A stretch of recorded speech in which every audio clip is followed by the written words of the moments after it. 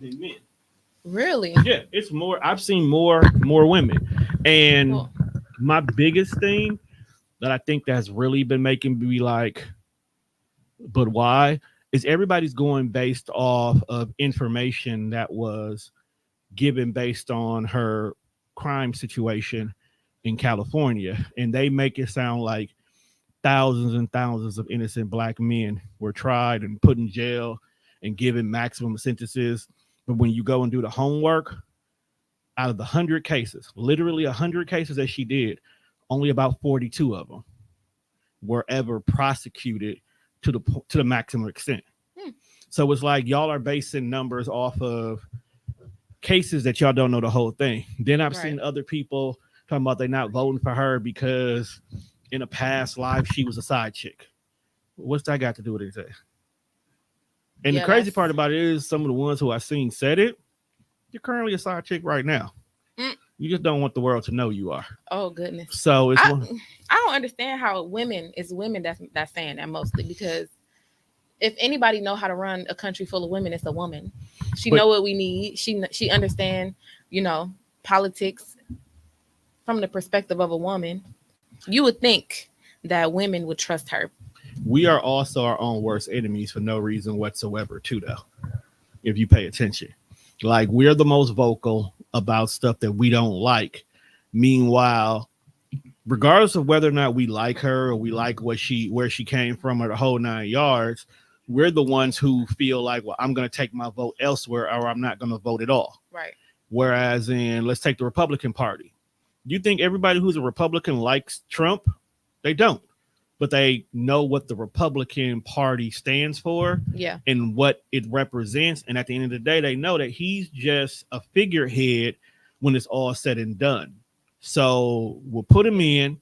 That gives Republican control.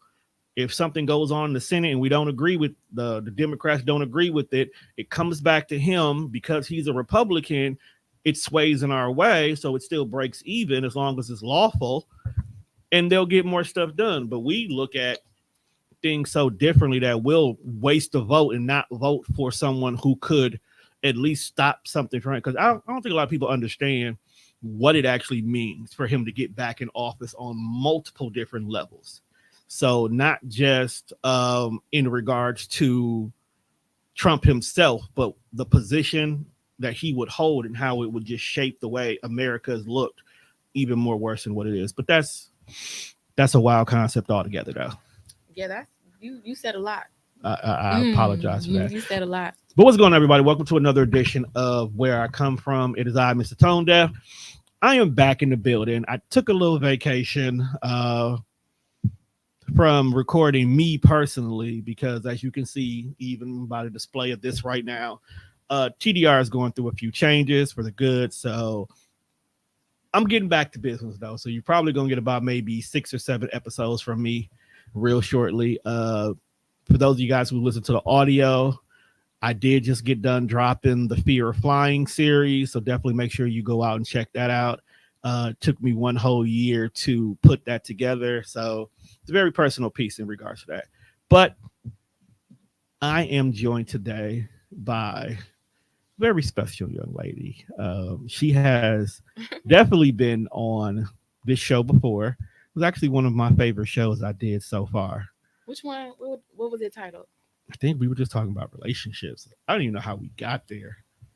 Now I'm gonna have to go back because I we gotta go did. back because We you did did record. you did whatchamacallit, you did Kenda's show, you did mine and my own first, Mm-hmm. and basically you did mine as a follow up to what we were talking about. Yeah. So Yeah. technically, I would be a part 2. Yeah. I'm gonna go back and listen. Matter of fact, I can go tell you the name of that one. But as you can hear, this beautiful voice that you hear, those on screen, who's immediately across from me, is Miss Desi Grants in the building, aka Desi Ray. Accountability. You know what I'm saying? Where my see these ain't I don't push the button.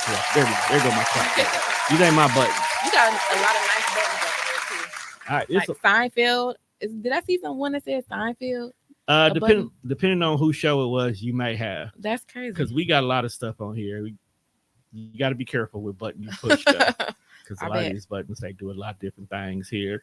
Oh, we were talking about correcting the norms in regards to relationship. That's what we talked about last time. But this is Yeah. this is a great follow up to that, though. It is. It's a great follow up to that one because today, people, we are having a conversation about friends without benefits. Now, I know you're saying to yourself, well, what the hell? Friends without benefits, in a long story short, is just basically platonic friends who we are not trying to cross those lines of romantic interest. Mm-hmm. And me and Desi were just having an off air conversation one day that actually sparked this topic.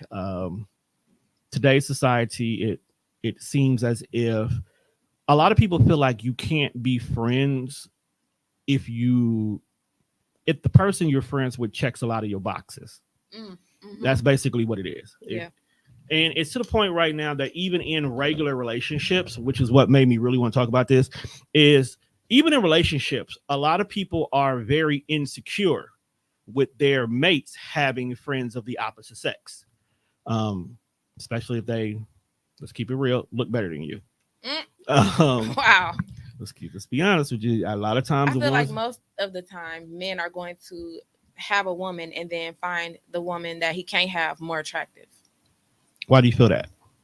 I don't know. It just seems like that. It's like, why would I go and, like on somebody that's physically, because men are physical creatures, Okay. right? You like to see, you're visual.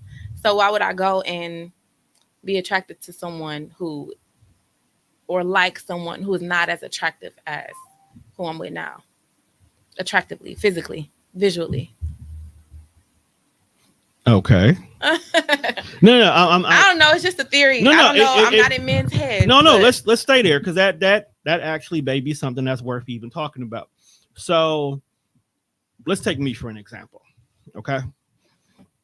I have a business that is 65% women. Okay.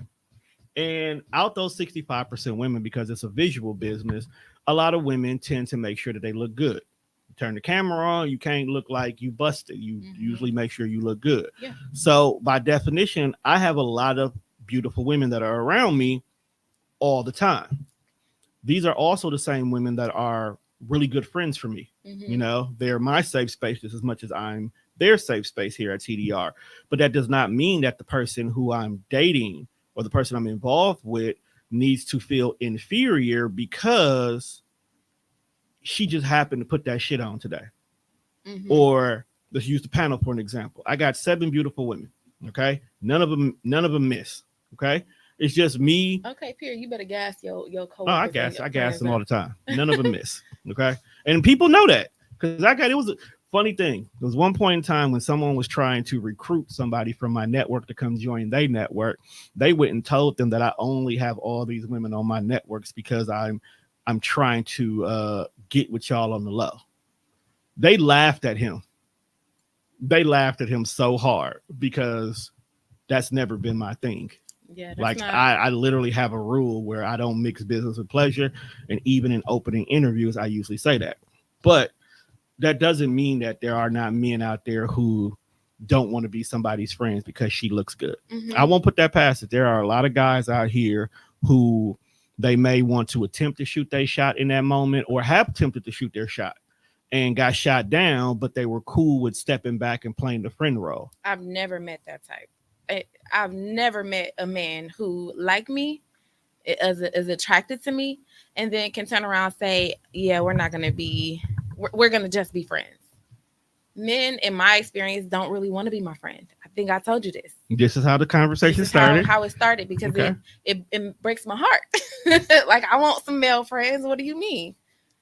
But it's just not fair. Like, they either always crossing the line, or they always trying to shoot their shot. Okay. Or, it's just. So do you want me to talk like a podcaster, or do you want me to talk like the way I talk to you directly? You should talk. This is me. No. Because what I'm getting ready to tell that you. same energy. You my friend. Like, let's chop it up then. No. The reason why I asked that is because I talked to you. We've had this conversation. Right. Okay. We had this conversation.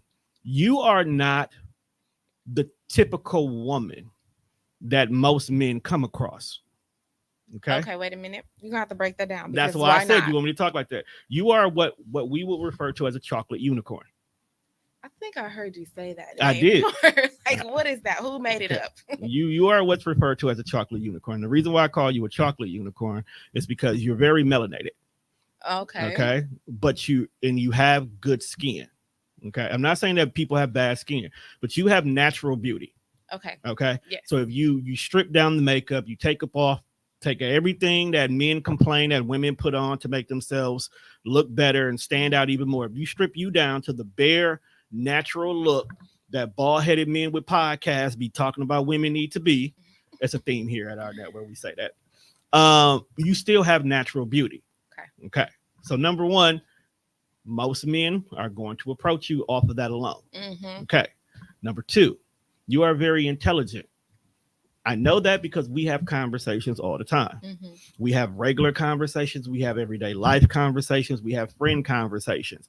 You are very intelligent and knowledgeable about who you are, about what you talk about. And then what you don't know, you are smart enough to say, put a pin in this, let me go do my homework on it, and then we'll come back to that. Mm-hmm. Okay. That is very rare for a man this day and age to find a woman who could literally be equal in the level of intelligence.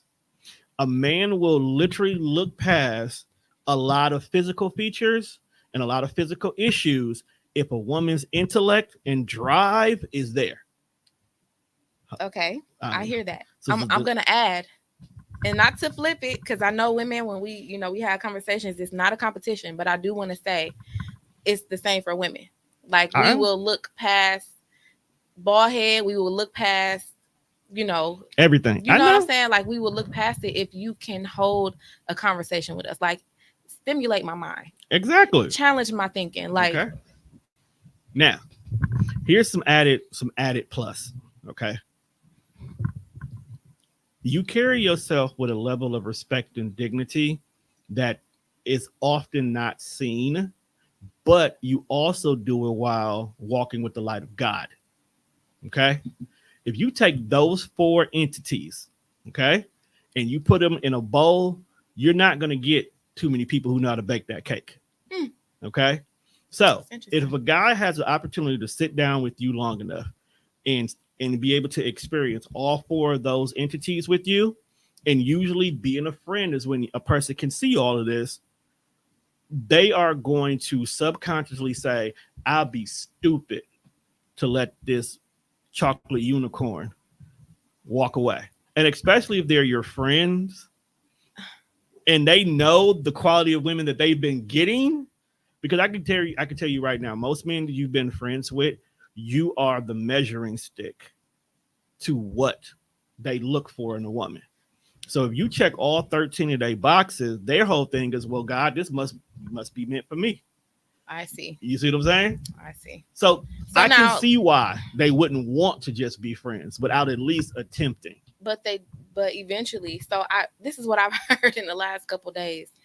So I'll meet someone and they'll want to, and I would be like, I'm like, no, we're just friends. And they would, what was I going to say? They would either, okay, I didn't lost my train of thought. They would either be okay with being friends, but still keep pushing the boundaries. That part. Okay. Like, yeah, we can be friends, but let me try this. Let me try to say this, to do this. Like, no, you're still trying. You're not really trying to be my friend. Or they would say like something about a friend zone. Like, I'm not finna be friend zoned, and they won't talk to me ever. So I either get a friend or I get a I get an interested friend, like one who claim he my friend, but really trying it. Or I get no friends at all. Okay. We live in a day and age right now where a lot of women emphasize pressure. You have to apply pressure. A lot of guys no longer want to be just a friend anymore and just sit back and be quiet, especially if they are interested in that woman. Okay. Number two, this is a personal thing.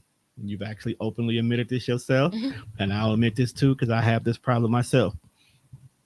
Sometimes you can give mixed signals because you can unintentionally be flirty. Okay, well, I flirt by just having my eyeballs open. I said unintentionally. I said unintentionally. I can't help it. I didn't say you were going out here purposefully trying to get these guys to be all riled up, but you can honestly unintentionally be flirting.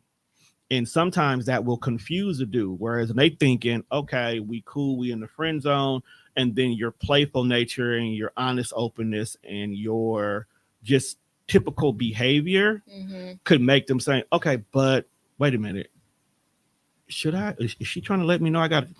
And some Mm-hmm. men could get confused on that. But a Yeah. lot of them is just honestly, I'm not gonna lie to you, they really.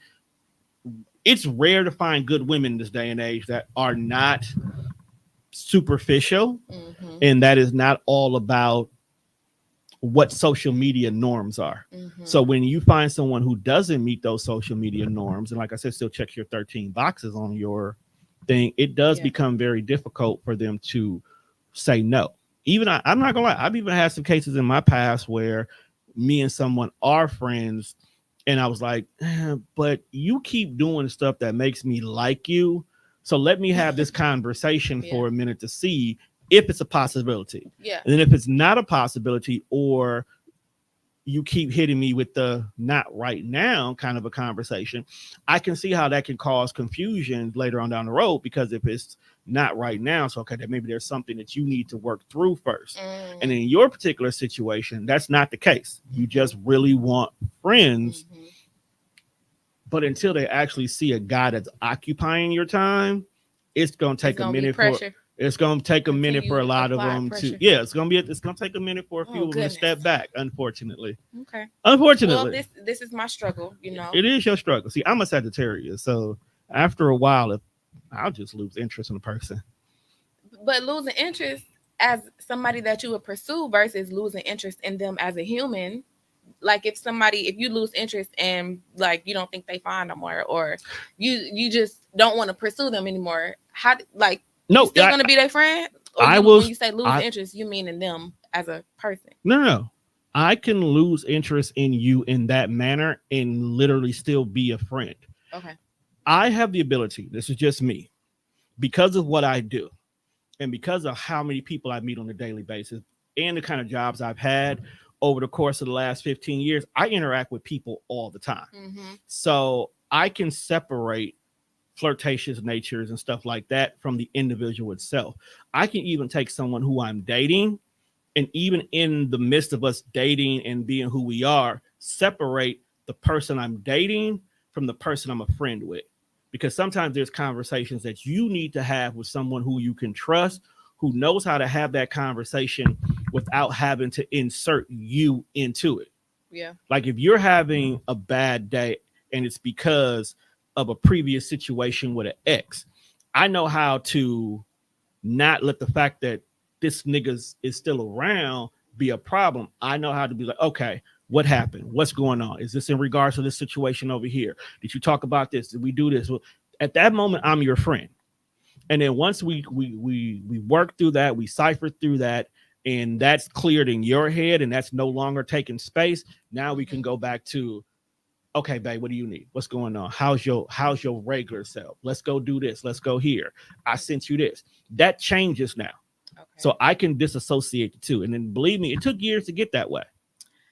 I feel like that skill that you have to be able to separate. So if a woman comes up to you and she's very sexy and she's flirty and she's like just being in her natural feminine aura, Right. and you want to be her friend, I feel, or you are allowing yourself to be her friend, Right. I feel like that means that you have self-control. I feel like it means that you have standards and boundaries where if I see a sexy woman, that don't mean I have to pounce. I can just kind of sit back and I can figure out if she like me over time. Right. It doesn't have to be like this quick, oh, look at that, I'm gonna go, Right. get at that. I'm I'm an individual who had to learn how to give compliments without intent. That is a skill that has to be learned. Hey, break that down. Okay. To give compliments without intent, meaning I can compliment you, how you look, how you move, how you act, what you just did, and be dead after that. It doesn't have to lead to Doesn't lead to anything. anything. It doesn't Yeah. lead to anything. Yeah. If you come in, I'm like, you looking good in that outfit. That shit fire. You wearing that. And that's it. And that's it. Thank you. And Thank you so much for that compliment. I appreciate you. That's not flirting either. I appreciate you so much for and saying sometimes it can be. Sometimes it can lead. It's like, okay, I see you over there looking good in that whole night. And depending on who it is, and if we are at that friendly level, I have had situations where I said, "You looking good today." We wasn't friends, I would shoot my shot at you. And that's because the kind of friendship I have, we Even can that, joke like that. exactly. Even that is not. I'm not. Well, if you said that to me, I wouldn't perceive it as, oh, he trying to Yeah. holla or he doing extra. I would just feel like that's another part of the compliment. Right. Thank It's you. like, and that's just how Thank you. I am. I But understand that you're a man. You have, at the and I think that's a different thing. A lot of men, a lot of people, because sexuality is a spectrum, so it could be anything. A lot of people do not know how to uh, be able to just admire somebody. My brother, being who he is one of the realest things he has ever said, and I hold on to it. It's like there are some women that are meant to be pursued, and then there are some women who are meant to be treated like a statue in a museum. You look at it, you admire it, you talk about it, and then you go to the next painting. Ooh wee. How did y'all come up with that? I love the thought of that. I don't know. Okay, It sound so right. it came from the fact that we did a series on our show called the What Is Love Tour. Okay, I think I remember that. and That's before I left. yeah, the What Is Love Tour. We just got done doing the second tour not too long ago. And during the What Is Love Tour, there's a young lady who actually was a part of both tours, who came on, and my brother crazy about her. Okay, loves her to death. Like she is like the most beautifulest thing to him in the world. And I was like, why don't you go shoot your shot? Can I ask you a question? What up? He knows her. Does she know him? Yes and yes. Okay. So she knows him, but there's not the level of friendship with me and her is greater than the level of friendship with him and her. Right. So he only knows her as like on the introductory level. Okay. Whereas I know her on the personal level. And so she only knows him based on her, how you doing? Yeah. So she don't know that he feel this way about her. Okay. No. That's I fun. apologize. By the second tour, she did. Okay. Because we are open and honest on our pods. Mm-hmm. So he said something. Okay. Okay. He said something. Because I kind of low key, I was fucking with him, but then he actually said it. Dang. And then this is when he made that statement on the show about some people are just meant to be art in a museum. And it was funny. And now that you bring that up, now I think back to that episode, it was actually pretty interesting because once he got that out there and just stated that you are art in a museum to me, one, she got way more relaxed. Okay. Oh yeah. She did. Now she's already a cool, relaxing person anyway. So it was just, but at that moment, she definitely got way more relaxed. She got way more honest. She got way more expressive. She literally did the pod, and it was a great episode. And it was one of the ones I can always go back. And the crazy part about it is that that's still who she is even today. I had to get on her today about something she did, but it was just interesting that after my brother said it, he got it out his chest. He got it out his system. Mm-hmm. It was cool. Yeah. We don't have to, as men, we don't have to pursue everything that looks good because the outer shell could be candy coated deliciousness. And you get to the center, it's raspberry. Mm-hmm. Nobody want that. Nobody want chocolate covered raspberries. Nobody want that. Nobody want chocolate covered raspberries. But so I got some questions. Okay. Lately, I've been getting on my team as a whole and making everybody do homework and putting structure and putting things behind it. So can't be a leader if I don't do the work myself. Period. All right. So one of the questions, how do you communicate your desires for a platonic relationship? So I know you just got done saying that when the guy comes to you and he's shooting a shot and you be like, no, I just want to only be friends. How do you actually let the person know, even in the beginning, that this is a friendship? This is only a friendship. This is all I want from this is just a friendship. Yeah, I don't have much practice. I don't have much practice with getting guys to be my friend. I feel like my personality type is very flirtatious. It's very girly. It's very, like, a little bubbly, just a little bit, especially around men that I like. You know what I mean? Like I'm just a cute little something. So I'm not good at saying, oh, I just want to be friends. But once I feel like he is coming for me, and I'm not interested, what do I say? What do I do? I don't know. Let me ask you a question. That's a good question right there. No, no, let me, and this makes me want to spin off of that. Let me ask you a question. When you meet the guy, because like you said, you're fun, you're bubbly, you're flirtatious, you're this great ball of energy that just can light up a room. Do you go into that conversation with that young man with the intentions of trying to pursue him, or giving him at least a signal that pursuit is possible, and then you realize like, oh, we can't be nothing more than friends? Or do you go into it with the mindset of being friends first and let it grow to something else instead? Naturally, when men come up to me, they're trying to pursue me.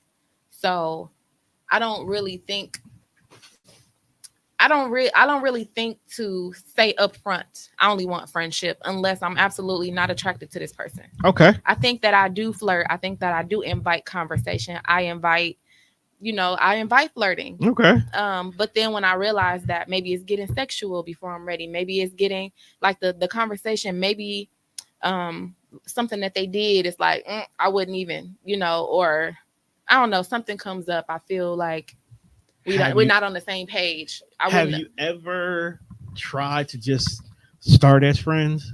Like, throw everything that you normally do out the windows and work on only building a friendship. So every Yes. single time it feels like it's gonna grow to more, do you be like, we're just friends? Like, Um, we only need to do this as friends. Or, oh, are we going, this is a friends date? Oh, can we take the romance out of it? And can it just be a fun date?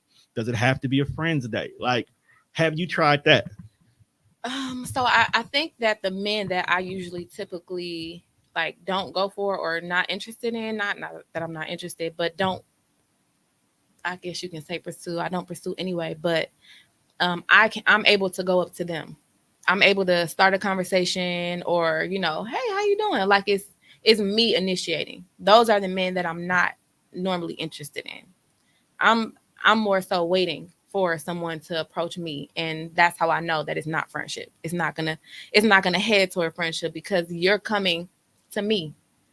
You get what I'm saying? I get what you're saying, Like but you're you pursuing. do know you can put the brakes on that even when it's the pursuit. Yeah, Like, I do that. I like do that. But when it comes to like finding a friend or like initially being friends, it would be me so like what it feeling sounds comfortable and confident to walk up to him. okay, so it sounds like if you are interested in them, you can't be friends in the beginning. If they come up to me and I like them and it goes somewhere, then I probably wouldn't want. I don't think I would be able to keep it at friends because there's an attraction there. Like I might like you. No, I no, might like you more. So let's, and I'm asking, the reason why I'm asking this question, number one, I'm currently I got introduced to a situation like that where they want to be friends first, and everything was done as friends, like every move, everything, every concept, everything about it. And I tell you, it was frustrating as hell in the beginning because I'm a natural lover boy. I'm a romantic. I like to do all these little cutesy things and stuff like that. But because she kept putting the brake on it and making it we're just friends, it did make me question it until she started validating that even though we're only friends, these things are being seen, these things are being admired, these things are being noticed. So it made me have to reshuffle my whole mindset yeah, of how do I move in this space. But I'm kind of glad it did happen like that because it made me value the friendship first yeah, and the romance second. Because a lot of relationships that last is because they're their friends. You don't have to be my best friend, but you still have to be my friend. And then when you're friends, we tend to care a little bit more. We tend to care more about our friends that we've had because we built a bond, we built a trust, we built a connection. A friendship connection is way different than a romantic relationship or a romantic connection because something can easily break that romantic connection because you can fall out of lust for an individual. hmm but you can't fall out of love for an individual unless they force it. And usually with your friends, you're a lot more lenient about those things that would make you fall out of love with them. So you're not so quick to want to just walk away. Because right now with relationships, people will want to walk away from it quickly. Yeah. Like if you do anything that reminds me of what my Block. ex did, I'm You done block. with you. You blocked. But when you're my friend, we're like, unless you done some backstabbing stuff, a lot of stuff we'll just chalk it up as an L. Like, okay, that's just what it is. You make me mad, or you made me upset, or you make me annoyed. I'm annoyed with you right now, but this not gonna change our friendship though. Yeah. I'm just annoyed with you at this moment. Yeah. Whereas there's people out here where we go together and I'm annoyed with you. Well, I'm just gonna call this other guy instead, or I'm gonna call this other girl instead. And it's like, that's not good. So why don't the ones that you are interested in put that block on there for like, let's just be friends? Because it sounds more like a self check for you just as well as building a friendship with them. There's a certain amount of things that you can do with the opposite sex, Okay. where it won't feel like it's date or it's flirting. We can be having a conversation, and since we're being friends, we're open and honest. We tell each other stuff. We ask questions. We're open, and I feel like that conversation. I'm sorry, you distracted me How am I distracting you? because I can't see your eyeballs. That conversation. It was an important conversation. I talked to you about. I know, and I get to be in mine, but I promise you, I'll be losing track. No, it's only because it's about the next show. That's all. What was I saying? For once, you got What me. you asked me? I asked you about why won't you try the being friends, even though you're attracted to that person. Yeah, that's what I was saying. It's the actions that come. Like, Okay. there's a certain amount of things that you can do before it becomes too much. Like, mostly with women, it's like anything sexual. If it's too much sexually, then it's like, nah, I'm good because you're doing too much. But that don't mean you still can't rein it in, even if you're attracted to them. Like, yes, you got itches that need to be scratched. Rein it in, like, what do you mean? Like, you could say, not tonight, not this. Are you talking about sex? Just in general. Well, what would qualify as because no? my whole You thing, gotta rein it. You gotta stop that. Like, what are the things that you're talking about that? Okay, so if you're just trying to be a friend, right? You can say no to romantic situations that you can be in. Like if y'all going on dates, it don't have to be romantic like dates. It could be fun dates. It can be adventure stuff. It could be playful things. It could be sporting events. It could be things that don't require y'all to have to be in this intimate setting. Well, if I'm being politically correct, when we go on dates, it's the man usually plans the date. So if it's a romantic date, it's because that's what you picked. If we go to Disney World, that's because that's what you picked. But if we go to the arcade. But you can also say, hey, let's go do something on Friday. And you can be like, are we going as friends? I mean, yeah, you can set the tone. Be the one who invites the person out or to hang out or whatever. But you're talking about romantic. And then usually when it's romantic, it's planned by the guy. You can still set the tone even on planned dates. Because if I say, hey, what are you doing Friday at 8:00? You can easily be like, oh, I'm not doing nothing. Why? What's up? I said, well, let's go out and do something.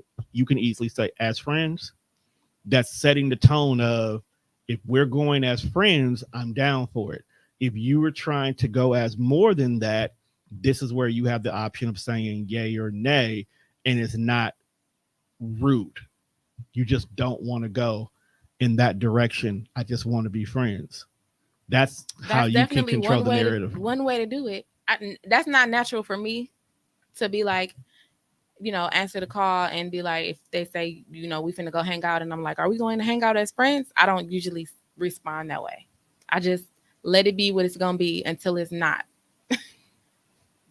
You work your boundaries when. No, I get it. No, you know what I'm saying? Like, you don't have to always put your boundary up front and say, no, I don't want to do this. No, I'm good on that. Like, you can, but sometimes it don't warrant it. Sometimes it's not necessary.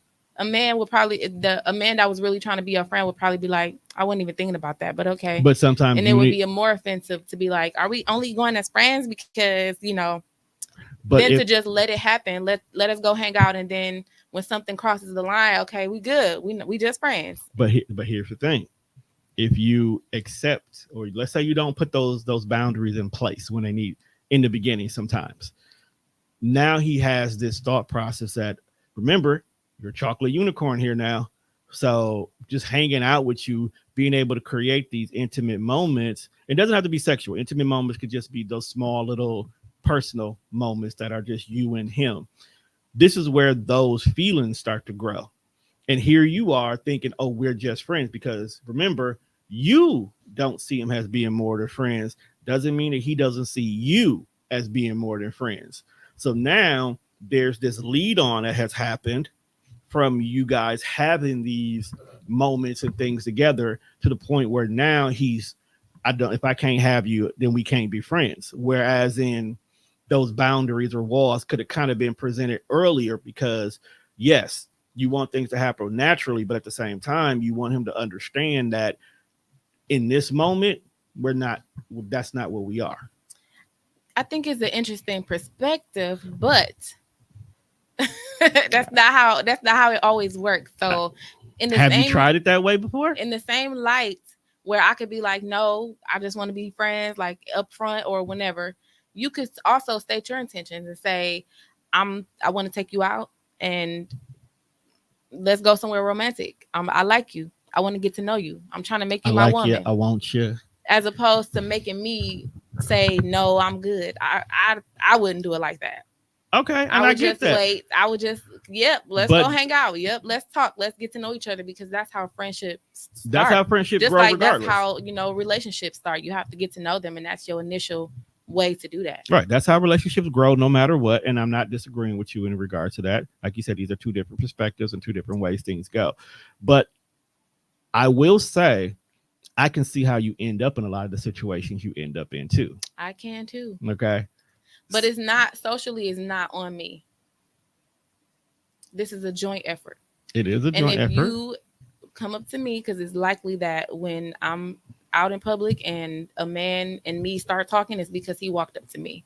I'm not just walking up to random niggas. Like, that's not happening. So when you walk up to me, Have you ever walked up to a dude and said, I like you, I want you? never, never, and I won't, and I won't. Yeah, that's not in my personality. But yeah, it's usually the man who is like coming forward with what he wants, and it's usually that he wants to date me or take me out or talk to me at some capacity other than friendship. Okay. Okay. And it's only then that I'm able to say, no, I'm good. I got a man, or I'm not dating. That's my favorite line. I'm not dating. That don't matter though. It really don't matter. Some care, most don't. Some do care, most don't. Because it all depends on when they ask you a question of, well, why are you not dating right now? What you say next usually is what determines whether or not they believe you or not. Yeah. But that does go into to my next one. What are some of the signs that you've seen, or what are some of the subtle things that you do, I should say, more than anything, that when you see that male friend getting ready to try to cross those lines, like, look, nigga, you belong in the friend zone, stop coming over here. What are some of the things that you've seen that they have tried?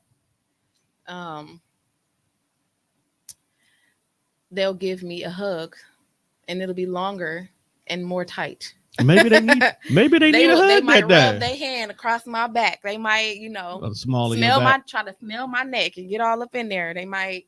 Okay, to smell your neck, they really went in because you are short. Exactly. So you gotta really get down. You gotta make effort to do that. You a wild boy if you doing that. You a wild boy. So yeah, hugging. Some men have audacity, especially the ones who I've known maybe from high school, and it's like, I know you. They might try to grab my ass. That's wild. It is. And they've never done that before. Like, okay, nope. Niggas is creeps for that. Because how you just gonna grab cheek and you've never got the impression that cheek grabbing is acceptable? It's okay. Like, I don't know who ass you grabbing, but this one ain't the ass. That's nasty work. And it's crazy because you're not the first woman I've heard say that recently. There's been a few other women who Do not give any kind of energy that this is an okay thing to do.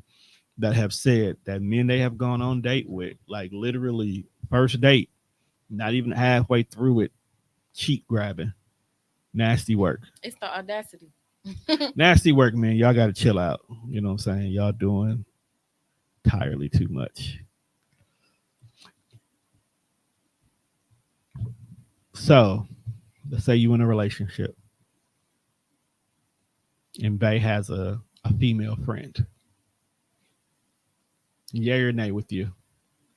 Um, And I'm not just talking any female friend. Like she actually has been around since before you got there. How comfortable are you with that kind of situation? um, I think that his friend should continue being his friend. Okay. And I think that over time, I'll learn the dynamics of that relationship and I'll be able to determine if I'm comfortable with it or not. Okay. Have you ever ended a relationship because the female friend was doing too much? No. Have you ever asked the female friend to be removed out the scenario? Yes. Why? Because I felt uncomfortable with the response, the level of uncomfort that he had when she was brought up. So if I'm like, where your friend? Like, you know, now you weird. Maybe they had You a weird falling about out it? and they just ain't talking right now. No, I'm dead ass. Maybe, Maybe they have maybe, a little but fallout and they not. That goes back. if you're uncomfortable with having her around me, talking to her while I'm around you, and this is your friend, you should be able to talk to her about anything.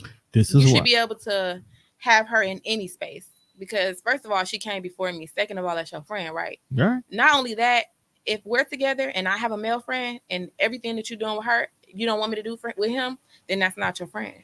I And I'm give not gonna stop you. Go now. ahead, have Hold your on. friend, but just be Now, have that same energy when all I right. have a friend. Now that's a dirty double standard.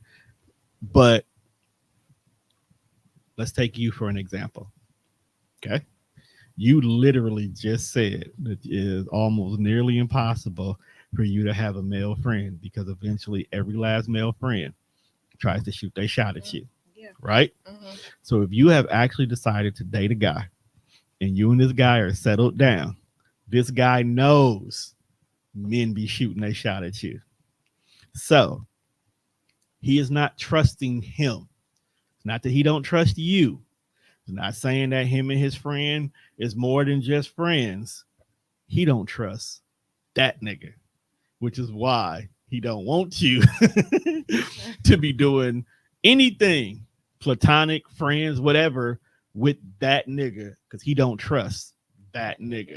I Okay, totally understand that. As that's why I long said it's a as dirty. It's a dirty double standard it's not, because what's because gonna happen is when you tell me you don't trust him, have that same energy. I don't trust her. So but we both not gonna have friends, or we both gonna have friends. But you, this ain't gonna be no double standard. secondly, sometimes, and I've experienced this myself. Sometimes the female friend is being overprotective of her male friend to the point where you have to kind of earn her trust as the girlfriend because you got to remember she was there before, so she seen. Listen. No, hold on. Let me finish. Let me finish. Let me finish. So because of that, they tend to kind of have difficulties accepting you in the beginning.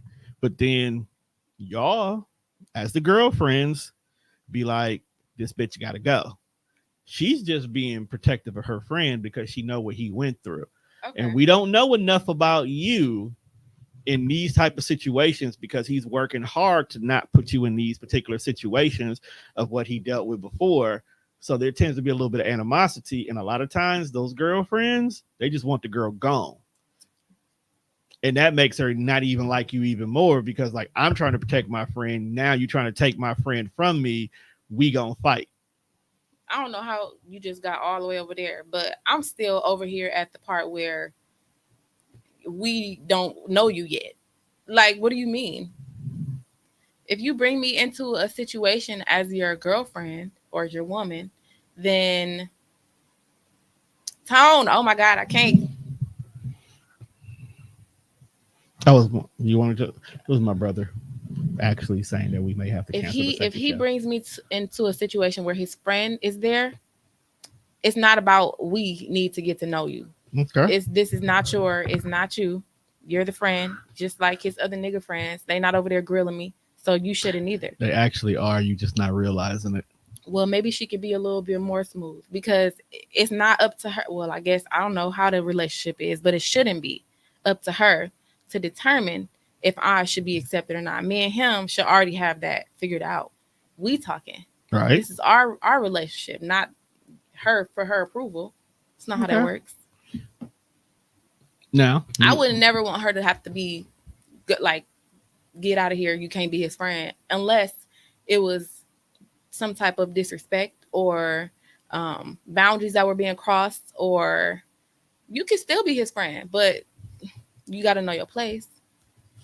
I bring that up because I personally haven't gone through it, but I have had situations that I've seen my friends and even my sisters go through where they're dating a guy, and because of the previous relationship and the way the woman he chose before was, the friend is more than a friend. She's literally his family in some cases. Because, we pick and choose our own family this day and age. Even though we may be born with certain siblings, but at the end of the day, today's society, people pick and choose who they call family. Big Mama don't hold it together like they used to. And sometimes those friends are more family than their friends. So usually sometimes those friends, their opinions of how they feel about people can hold very, very strong weight. And I've seen situations where the friend doesn't like a girl because she exhibits certain behaviors that's not healthy for him because she knows his type. That's none of her business. If it's unhealthy for him, then he shouldn't be dating her. It shouldn't take the friend to recognize a girlfriend's unhealthy behavior that's not good for him. If you have a bad habit of picking certain people, if it's a bad habit, then he wouldn't keep doing it. It's nobody's responsibility except him to figure out who he is and what he attracts. And if he keep attracting the same thing, it says more about him than it does about the woman. And that's probably why she's saying what she's saying. But that's not her job. Maybe before, when maybe he in between girlfriends, or maybe she, is alone with him having conversations about his personal health or his mental health or whatever the trigger is, but not like out loud where the girlfriend is like, well, you just gonna trigger him. You'd be surprised. It's not her job to do that. Okay. It's kind of rude. I'm not disagreeing with you. I could be like, well, you're not a good friend for him. But that wouldn't be good because he's a grown person and he can pick his own friends. True. But sometimes these different worlds clash. We said it before. Sometimes you can't mix your friend groups, and sometimes that also includes your relationships. Yeah. Not that the one group of friends is better than another group of friends. It's just you can't mix them sometimes. Were we talking about mixing friends or same thing? A date that he got? Same difference. It's the same difference. So he because like for an example, I take a prime example. One of my guys dates a young woman, perfect woman for him. We can't stand her. How do that work? We can't stand her. She exhibits certain behaviors that annoy the hell out of us, but she brings peace to him. So we still love our guy. We'll still hang out with him, but sometimes those group settings will require a few of us to be like, nah, I ain't coming this time. That makes sense. That's what I'm saying. That makes sense. Let them be. And we let him know, like, bro, we love you, but your bae annoying as fuck. And that's what we do as guys. We tell each other. So do he feel? What if he want to marry her, and he wants y'all to? We'll be at the wedding. We still gonna be at the wedding. All we saying is she annoys us. There's certain scenarios and situations that we know if she gets into, she's going to annoy us. So essentially, she's just not invited to the barbecue. Because it's a time where y'all gonna hang out. There's gonna be time. It's just gonna be that she can't come. We would tolerate her to a certain extent. Okay. That's what we'll say. We don't want her to be excluded because eventually, maybe, bro, tell her like, "Hey, we don't take you nowhere because you be doing too much at this moment. We allow growth." Okay. He Mm. may tell her that. He may not tell her. He may tell us like, "Bro, y'all tripping. Y'all just got to get to know her better." It's like, okay. And as time goes on, if this is somebody if this is your forever bae, we gonna learn to tolerate each other. Let's take Martin and Pam. They got on each other's nerves on the show, but they learned to tolerate each other in the aspect of the show. They did. In the aspect of the show, They did. you can tell you how you know they tolerate each other because if Pam didn't know how to tolerate them, they wouldn't all still be hanging out. Pam could have easily be like, "You my girl, but if you going out with him, I'm not coming." You see, for the sake of the show, I get what you mean by that because that wouldn't even be possible. Otherwise, she wouldn't be on the show. So But we just, yeah, the we have show a wise, choice, but in but real, to, but I only use that as an example because most people recognize that yeah, dynamic as yeah, being annoyed with each other. But some people don't want to be that person that just sits there and all you do is bicker back and forth because that's just the mood y'all two in. And it could be deeply rooted. It could be more than just that. He may actually be attracted to her and she attracted to him and they just annoyed as hell at each other mm, because of it. It could be that. yeah, But in these type of scenarios, you do have to kind of be mindful of that's my guy's girl. So she's part of the group. But until we can find a common ground, there may be some events that I won't be at, or there may be some events that she got to stay home at, you know, because apparently we got this unresolved issue that we don't know why we can't stand each other. yeah, Now, when it's the whole group that can't stand her, now we get like, "Hey, bro, what do you like about her?" yeah. I don't think I've ever been the girlfriend either. Well, yes, I have. The I've annoying been girlfriend or the one that the guys don't like you? the.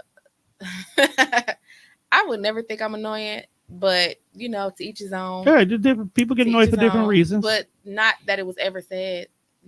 It's just like different behaviors that you can tell people Right. like people don't like you. Okay. So How do you handle those situations when you knew you came into an environment where you were not liked, but you were there with someone else? I just got to Okay. be myself, and do all the things that I would do, say what I would say, and then if it still got to the point where it was like y'all y'all negative, y'all like on purpose trying to show me that y'all don't like me, then I'm gonna be leaving. Okay. Then I'm gonna head on out. So, what does a healthy friendship look like to you then? I feel like it's the same as a relationship minus the sex. Communication is healthy and open and honest. We might hang out sometimes. Okay. Like hang out, like go to events. Like for example, in Dallas, I'm about to start running with this group. It's called Run It Up Dallas. Look at Dallas Desi Run It out Up here. Dallas, and I'm finna join the running group. Okay. So come with me. Like we can hang out like that. Okay. Yeah. But it always have to be public activities when you're creating new friend groups. Um, I Because feel like you at know what? first Let me take that when we're back. trying to, Yeah, because I know for a fact we've been friends since literally a week or two before you moved to Dallas. So So that's like 8 months. right. So our friendship journey has been unique, but I have been noticing your growth in Dallas because Really? you went to somebody's game night when you were down there. Did I? Yeah, you went to a little social event down there, and I was watching you enjoy. You posted on Instagram like you was enjoying your life. See, now I gotta go and look back. Yeah, you got see 8 months is not that long ago for you to forgot about it. No, I feel like maybe I've been doing a You've few been things. you've been stepping Maybe out I've because I know been, when you yeah. first got down there, you were very closed and reserved. Hmm. So now I tend to see you do things like the running group. Yeah. You know that's a big You say like it you like that. you running with people like we outside running. And Hey, I just don't know people, and and as I'm starting to like build community, I'm and getting that to know people, going places. It becomes a little and that's easier. what I was getting at with this. I took the long way for some. I took the scenic route. Uh, with you now being a brand new city with brand new people and literally have to basically introduce yourself like a second grader who transfers schools. How Focus. are you cultivating these healthy relationships down there? Like, how are you even getting into the realm? Because you can't just wait for everybody just to walk up to you and was like, "Hi, you want to come play kickball with us?" Like, you gotta, like, how are Woo. you cultivating friendships? Th- I ain't gonna lie. I don't have I don't have many women who I could be friends with. I feel like Mm, at this point, the women that you have in your life are mostly from that you've known for a long time. okay, Meeting women is a little harder. I feel like women visibly are more closed off, are more focused, are less likely to walk up to another woman and say, "Hey, how are you?" interesting. Yeah. The only reason why I Not say that's maybe it's interesting. just this is just my experience, you Okay, know. I don't know what it's like in Milwaukee no you, more. oh, like you ain't been gone long enough to not know. I don't know what it's like here, but Don't be that person. Don't be that person. don't be her. But no, I asked that question is because I think it's fascinating that women are like you're saying that you're experiencing that because what I've seen it is a little bit differently. I feel like women are more likely to come together and cultivate something in the name of sisterhood, which builds these bonds that y'all have way quicker than men do. But I do feel like random men can come together and we can be like, sup, sup. You want to go get a beer? All right, bro, let's go. And we can just have basic, regular conversations. Whereas in even though y'all would do whole events and whole plannings and just come together. Shout out to Ashley who just threw groups of women together who never would be in the same walk of life and made it damn near an annual thing and it gets bigger and bigger every time and I see women can just naturally come together and y'all could just naturally be friends just because y'all black sisters. Yeah. Whereas but that's why I say for you to say it's harder for you to get women friends like I think maybe it's just me. I'm not saying like for an event I wouldn't go because the purpose is to support. The purpose is to love on sisterhood. The purpose is for that. But I think when it's random, like when there is no purpose at a bar or just outside, it's not as welcoming. and I find that weird. I Maybe do. it's just my own thing. I am kind of introverted a little bit Okay, I'll when give it you comes that. to like being social. I'm more like I get nervous easy. I'm Have you used to ever like, have you ever tried the compliment with no intent? oh yeah, I compliment women all the It was time. like, girl, you look good. That's That, not the same though. but that's That's sometimes what you're saying about men. Y'all can come into a room and be like, "What up, bro?" and never have met before, and then all of a sudden y'all best friends. I don't experience that as a woman. okay. Me personally, I don't experience that. I experience, hey, wow, your hair is really beautiful. Thank you, and that's it. Is that because you're not moving the conversation along then? Probably, but that don't happen all the time. But I'm just saying, in general, it seems like if you want friends, it sounds like the friends have been opportunities have been presented, and you're just not realizing it's an That opportunity. it's an opportunity, maybe. Because I would say if a woman was like, "Hey, your hair is nice," oh, thank you, girl. Because I've seen women it's like, And "Girl, what your would you out say after that? right." Like I've seen girls like, "Your outfit cute, girl. This thing $7 at such and such store. This is where I get." And next thing you know, it you done ran to a whole conversation, and you start. And I got it from here, but I'm really looking for something like this. And then she'll tell you where to get this Hmm. from. And now y'all done got to talking and got to kikiing, and you tell a smaller like, "Well, I just recently moved here from Milwaukee about like a 8 months ago, and I'm just trying to get used You to that." sound like you've been. And the crazy part is this is all just coming off the dome. I'm not even saying I've been in this type of position before. Then again, I'm also a semi-social butterfly. Like I'm a cute butterfly that'll sit on the flower while all the other butterflies are on the flower over there. Then I'll be like, "Ooh, I like that flower." Then I go in there over there by that flower. Then I talk to everybody else. But that's just me. Yeah, But it's yeah. not. It's not that hard You to can't. initiate. But I also understand your reserve. I'm not. It's. I guess it depends on the moment. It depends on the environment. It depends on what the purpose is, or how I feel that day. Right. It really depends. I'm not saying that I never start conversations or like never continue or ask where you work, what you do for business. I Not that I never do that. It's just I experience that it doesn't happen as often Okay. I'm not saying it as doesn't. just a quick, hey, how you doing? You look so pretty. Thank you. Have a good day. Like, That be the end of it. But with me living in Dallas, I really am going to become more social. It's not easy because I'm not familiar with anything, anywhere, anybody. So I feel like that's the best time to do it then, because everything is a new experience to you. Even if you're just going to the same the bar 2 blocks down from your house, it's a new experience. You don't know nothing about it. There's no old stories of what used to be there that you can think of. There's not a person who used to go here all the time that doesn't go here anymore because of whatever personal reason. It's all a brand new experience. It's one of the things I always tell people: when you're in your early 20s, if you get the opportunity to live in another city, even if it's for a few months, do it, because it makes you look at the world completely different, because you are an adult with a naked mind at that moment. So everything's a brand new experience. You could try something new. You can be different. You could expand outside of what your friend circles used to do. You can make new friends. I have friends all over the country, and if you found out the different type of friends I have and find out how we became friends, you'd be like, Tone, I don't know shit about you. yeah. Just because I have a guy friend in Seattle who is like the dopest person, and they are always leathered out, spiky hair, slug earring, holes bigger than the actual ear.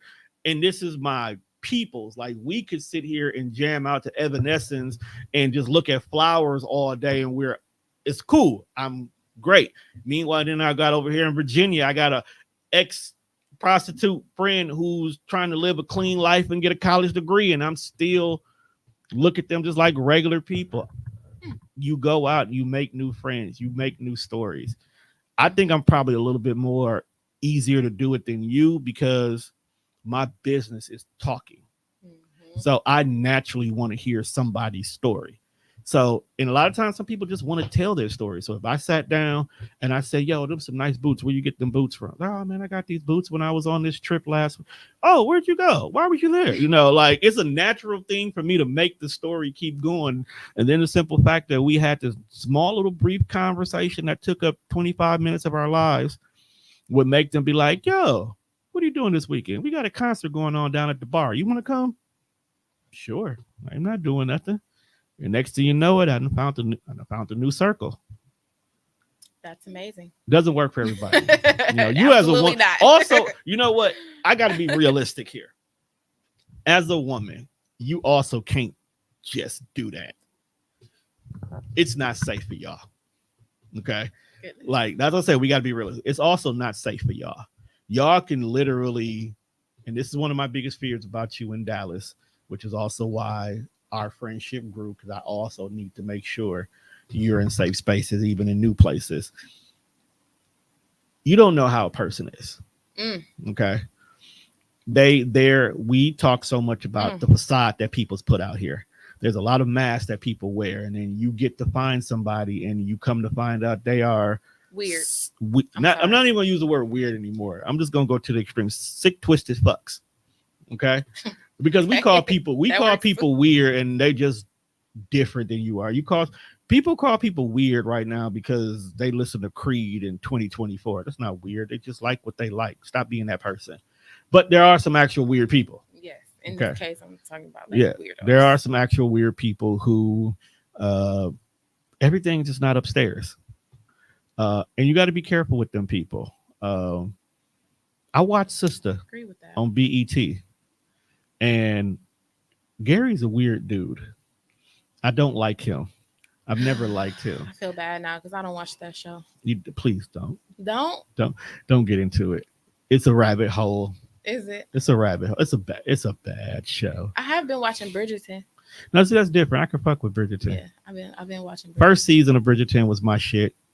Queen Charlotte was definitely my shit. I fucking love.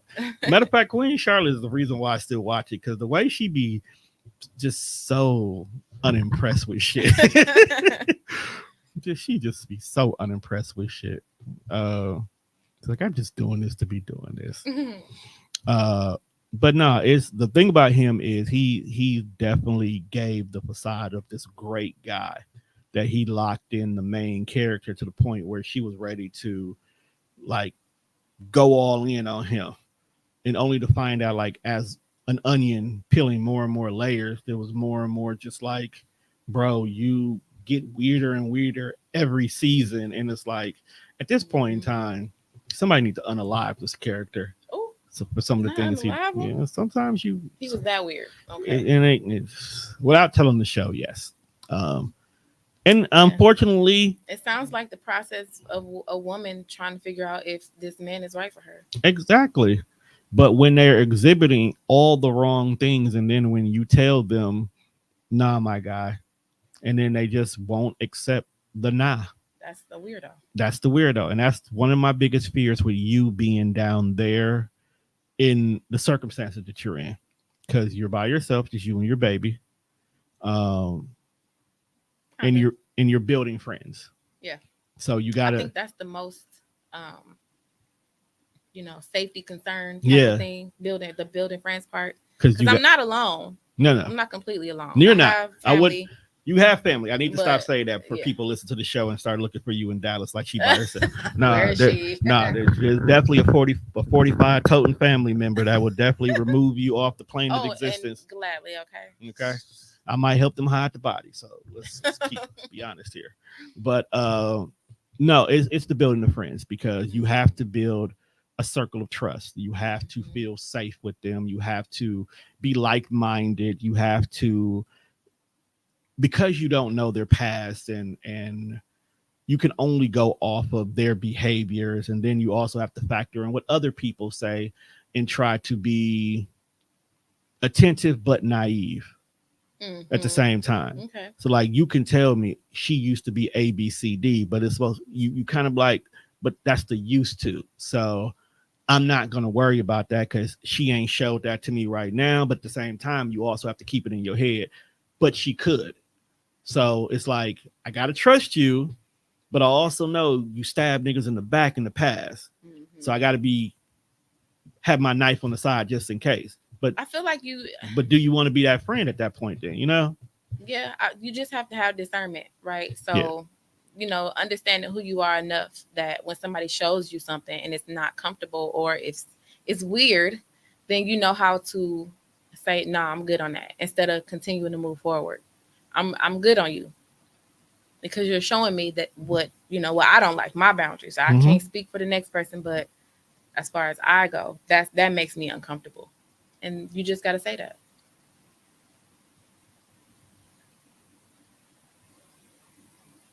Okay, that's what I was waiting for. All right, so let me ask you this question. Since you're building new friends, how how long does it take you to trust an individual? um, Trust in what sense?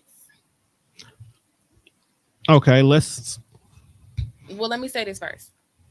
Um, I trust you off top. okay. I assume that you're not crazy. Okay. I assume that you have the best interests for me, Okay. and in communicating with me, you're not gonna harm me. You're not gonna turn into psycho. Like you, I trust you. And then as we start to move forward, Okay. I get to make my decision based on what you're showing me. All right. How long does it take for you to trust somebody enough to be vulnerable with them? Vulnerable with what? Are you talking about? Yeah, like what? Vulnerable with what? Okay. Personal stuff about you. Your flaws, characteristics, your worries, things that you normally don't share. Because as men, okay, as men, there's a lot of men that have this fear of being vulnerable with women because women weaponize what they're being vulnerable with. Okay.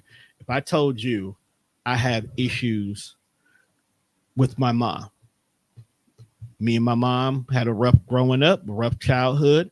And because of that, I'm not always ready to be available to jump out the window to go help my mom at her beck and call. Okay.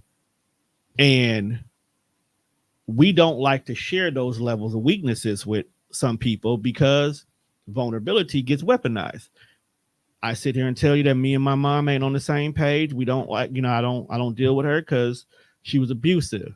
And then during an argument, a woman brings it up, whether it's who you dating, your relationship, or even a friend because you're unhappy with a situation, or even worse, the friend turns your circumstances into a joking matter. Like I have friends and insults and jokes and playing the dozens, as we like to, or ribbon, depending on where you're from, are a natural thing for us. We could sit outside a parking lot and just rib each other all day, and that's cool. But they won't ever say anything they know is a personal thing for us. Some people don't know how to not cross those lines. So how long does it take for you to be able to share something that's very personal to you when creating new friend groups? I'm pretty much an open book. If you create a space that feels safe for me, I Mhm. will tell my whole life story. Okay. And I wouldn't think, oh, they might use this against me. I don't usually have those thoughts, even though I should, because people are weird. But I naturally am like ready to tell my story, ready to, talk about the hard things that I went through. Um, but it needs to feel like a safe environment. Like I gotta feel like you listening. I gotta feel like you care, you Okay. empathetic. I gotta feel like you got some good feedback to give me. Like if you negative, I'm not gonna do that. Um, I just gotta feel safe when Okay. I'm talking to you. And that's a stranger off the street.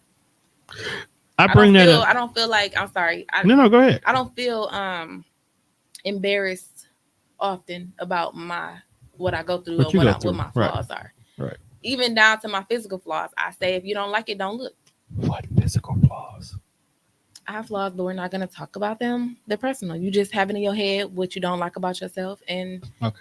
I give the you world, that. the world will never know. I give you that. No, no, I give you that because I really be dealing with a lot of insecurities myself. But if you see me in everyday life, you would never think that these particular insecurities really bother me. Yeah. But they do. And Mhm. they be what people not even thinking would be bothering me. But I get it. I get that. I get that. I asked that question more so is because as I've started cultivating multiverses of friends, as I like to refer to them, because they're different groups of friends that are similar, but there's just a little bit different in each different aspect of them. I started noticing certain friend groups quicker. I'm sharing stuff with them. Mhm.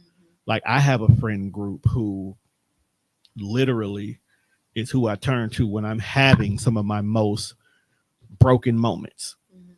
And that would be the friend group who knows the least about me Hmm. compared to everybody else. And it's not that I think that they know less about me. It's just like main friend group, we talking 20 plus years. New vulnerable friend group, less than a year, you know? Oh. But it's not that I trust this group more than I trust the other group because I would do the same thing with them. It's just this space feels safer with this information. Hmm. And I don't mean that my 20 plus year friend group will weaponize it. I just feel like my 20 plus friend group has seen it happen. Like Mhm. they're the ones who can tell the story. So anything they tell me will feel biased. Hmm. Like you seen in the beginning, you seen when the first instance happened, you seen how I went from here to back up here. So your answer that you give me will be biased in regards to favoring to me. Whereas in this 1 year fan group is going to give me a more honest, realistic of who I am now answer, not who I was 20 years ago going through it. That makes sense. Okay. I got a question. Yeah, of course. I was waiting for you. You've been quiet. Are you the type of friend who wants your friends to tell you how they perceive you? Or are you the type of friend who wants to just go with the flow of the friendship and just you deal with me how I am? I don't need to address nothing. Like if I said, okay, I'm gonna say something as your friend, and I don't want you to take it personal. Okay, Go for and it. I'm gonna tell you now we're on air, and this is for the record. But we could go back. So you talk a lot. I do. You talk a whole lot, and on one hand, it's beautiful because I can hear all your thoughts. Mm-hmm. You know how wonderful it is to be inside your head. You got some good thoughts in there, but Okay. also like you can't say it all. Like you got to leave something in there, Okay. so we can have a conversation and not just you talking. Okay. That's out of love. I hope you feel it. I No, hope no, you no, feel no. the love. So to answer your first question, It's a little bit A, a little Okay, bit so B. now, okay, sorry. Yeah, to answer the first question. Okay. A little bit A, a little bit of B. Yes. We can't grow if we don't know where the flaws are. So telling me things that I do, I don't do, I don't like, helps me adjust properly. Okay. But at the same time, I'm also very go with the flow. I'm very, here we are. That's what it is. I'm a Sagittarius. I'm either gonna be the life of the party or I'm gonna be a wallflower. You're gonna get one or the other. Mm. You're never gonna get in between. Okay. As for me talking too much, hey, guess what? We're on a podcast. We're on my podcast. If I'm quiet on my show, this ain't my show. This not this ain't just the podcast. I know we talk, period. This ain't just the podcast. It's just who you are. It is. It's just how you are. But you wanna know where that came from? Sure. I was silenced most of my childhood. Mm. I was silenced most of my childhood. And then in my early adulthood, I never spoke. And what I mean I never spoke is I could be in a room full of everything and I'm the most brilliant mind in the room, but I let everybody else go first. So when it finally comes to me, most of the stuff y'all may have said already, even though I don't agree with nothing y'all said, I just want I don't want to be a burden. I don't want to be a problem. I'm quiet. So when I finally learned to say, you know what, I got something to say, Yeah. I talk. Period. So yes, y'all need to understand it. It's a beautiful mind over here. Okay. Well, I admitted that. I agree. It's a beautiful mind. It's okay? a beautiful mind over It's a here, but beautiful y'all need mind. to hear it. Plus, everybody keeps, as I've gotten older, a lot of people have been telling me people need to hear your point of view of stuff Mhm. because I don't look at things from the same point of view. And a lot of times, my mansplaining needs to be done to men. Mm. Okay. So if there's a guy who can convey what women think, because I'm hearing it directly from women in a way that men can absorb it, people tell me, you got to talk. Well, on the opposite side, I feel like I am practicing not talking. Like I have been now moving forward. I think it's time for me to speak up. But Mm-hmm. in the past 7 months, I mean, let's just say since I moved, Okay. I've been practicing since I've been divorcing. I've been, Divorcing, that is a yeah, since wild I've been, concept. I know, I'm sorry, but it's the process of Right. me transforming myself. So I've been not speaking. I've been learning how to be quiet. And even though I have a good thought in my head, even though I'm brilliant and what I have to say will um, cultivate and like make the conversation greater, Right. sometimes I just have to not. And it, it makes me, it makes me use my brain a little bit more. It helps me to understand other people. It's some good things that come from I'm glad you said that. it. Um, because I have to admit, maybe over the course of the last 4 years, I had to learn that those moments when I'm quiet are great because I learn so much about other people. Mm, Because sometimes just being in the room and just being the observant one and not speaking makes it easier to control the narrative. mm. Because if I know how you think and where your POV is, I already know what I need to do to pivot it to make it in my favor if I want to be. Wow. That's almost like manipulation a little. Is That's it? almost like, Is it oh, what you just manipulation say? It's or a is word. I didn't want to say manipulation. I wanted to say, um, ooh, is when you like sit back. It's like you playing chess. everything is definitely playing chess? It Okay. is because think about it. Even in a I'm gonna relationship, learn. this is ooh, Here we here now. we go. Here we go. In dating, this is the biggest secret I try to tell every man when you're looking to court somebody for the first time. Not date them, but court them. Okay? Let's break Different. that down. The difference? Yeah. Courting is intentional. Okay. Everything you're doing, you're intentional with this person. Hmm. You built a friendship with intentions. You are dating this person with intentions. You are putting all the proper things in place to make this a healthy relationship. Hmm. You're not just trying to get the pussy or trying to make this be your one or trying to make her your baby mama. You are intentionally taking everything about this woman and you are elevating her while still including her into your life. That's the difference between courting and dating, Okay. which is why I always try to tell people dating is just having fun. Courting is you're putting forth the game plan. Mm-hmm. So when someone says that Ooh, we they're got to not, come back to that. I need to when write that someone down. says they're not ready for a relationship, we can date. But when you say you're ready for a relationship, I'm courting you. My intentions and my moves are very, very different. Okay. Okay. You can get a taste of what courting looks like with me because I still do those things if we're dating. But when it's courting, there's a strategic game plan here. Okay. And you're gonna love it over here. Of course. All right. That's what they all say. Nah. What I have a beautiful mind. Okay. Just listen, remember that. No, the trick is listen. A lot of times women do actually tell you what they want, what they need, what they desire, and where they want to be. Okay. I can literally sit in a room and without even intentions of talking to a woman, I can know what's necessary to get that woman's attention. Okay. It is my superpower. Okay. Are you talking about other than just saying her name or Other than like just getting saying her her to name. like, hey? No. You talking I about don't like need what your type of- name to talk to you. When I say get your attentions is you have on a nice outfit. I come, I compliment you. I walk away, going about my business. You just like, oh, that was nice. Someone gave me a compliment today.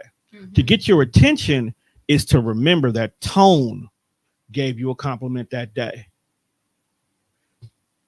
Now Tone elaborate. is an individual that you want to know more about. That's getting your attention. You just saying it, but you're not saying how. I'm not going to tell you all my tricks.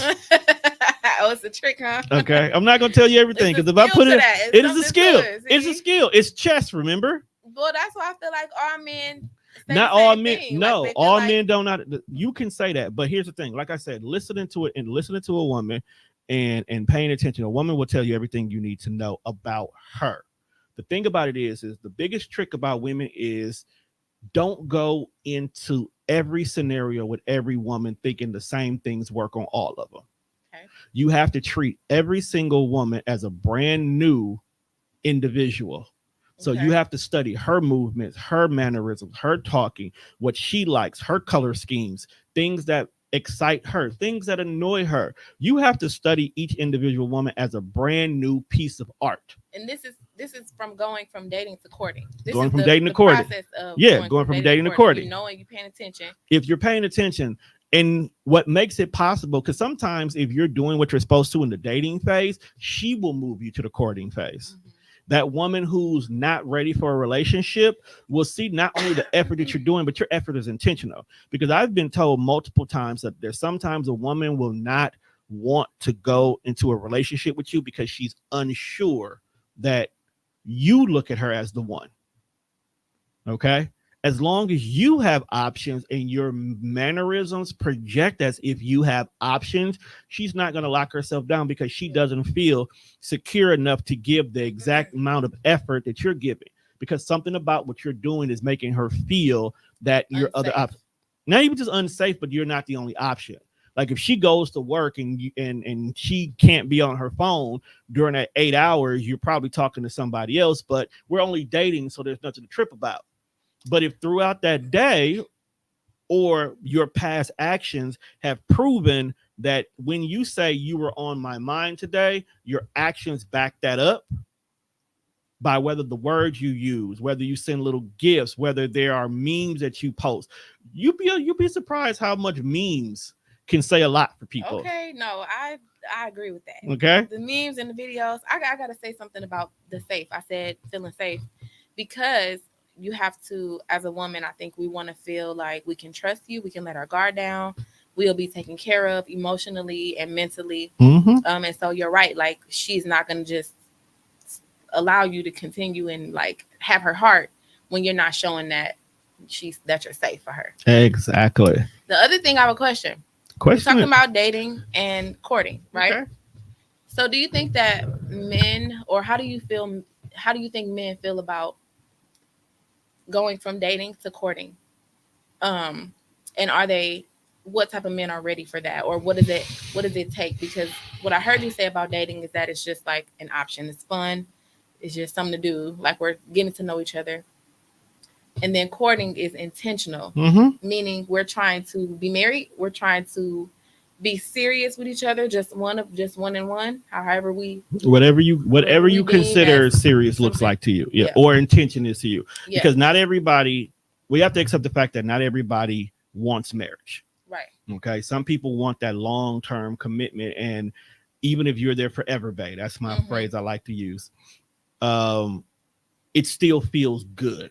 Because whatever you've worked out as, this is safe for me, I feel good with this. Right, We're gonna keep going on this path. right. Right. You're gonna go on that path, and Now, plus, relationships have levels. You know, exactly. you can start off with just being the forever bae, and it could turn into the fiance. Mm-hmm. It could turn into the wife. It could turn into whatever you choose to make it turn into. But Yeah. to get to that place where both he and she feels comfortable with those levels, you got to put that effort there.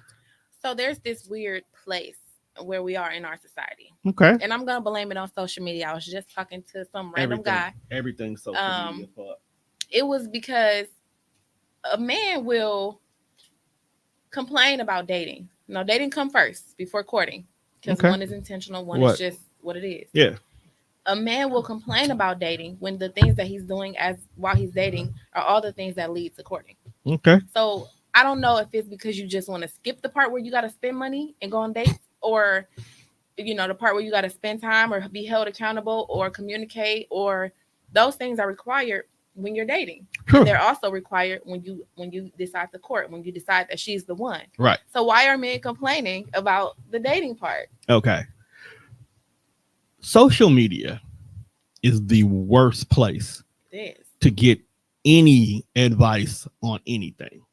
Social media is a cesspool of ignorancy and validation of ignorancy.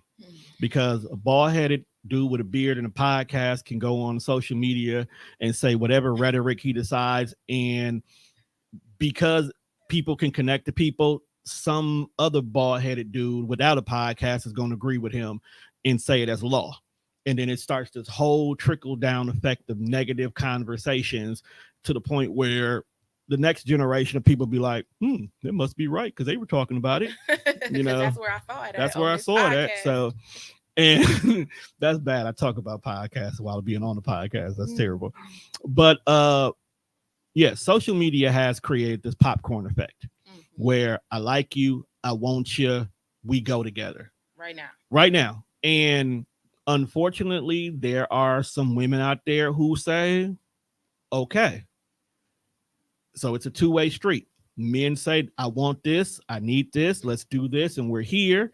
And there's women that be like, okay. And now he done went and started telling everybody, this worked for me, it should work for you. And then another woman be like, well, he got money, so I'm just here for the bag. Yes, we go together. And it's just this popcorn relationship mentality where nobody has learned anything about anybody. They're just touching each other on the inside consistently because people want that one person who touches them. That's like, well, me and you slept together, so I guess we go together now because it's safer for us to just do this instead of try to learn somebody. And now you stuck you expecting courting right out of dating. And then y'all been in this relationship with this narcissistic person for 3.5 years, and now you finally get out of it and you got to work on yourself because you don't know what dating looks like anymore. So you just make a bunch of memes about I'd rather be single than dealing with this again instead of trying to figure out what courting really looks like. Figure out who you are so that you'll know how to move slow. You know who you are. You have to just learn to adjust your expectations.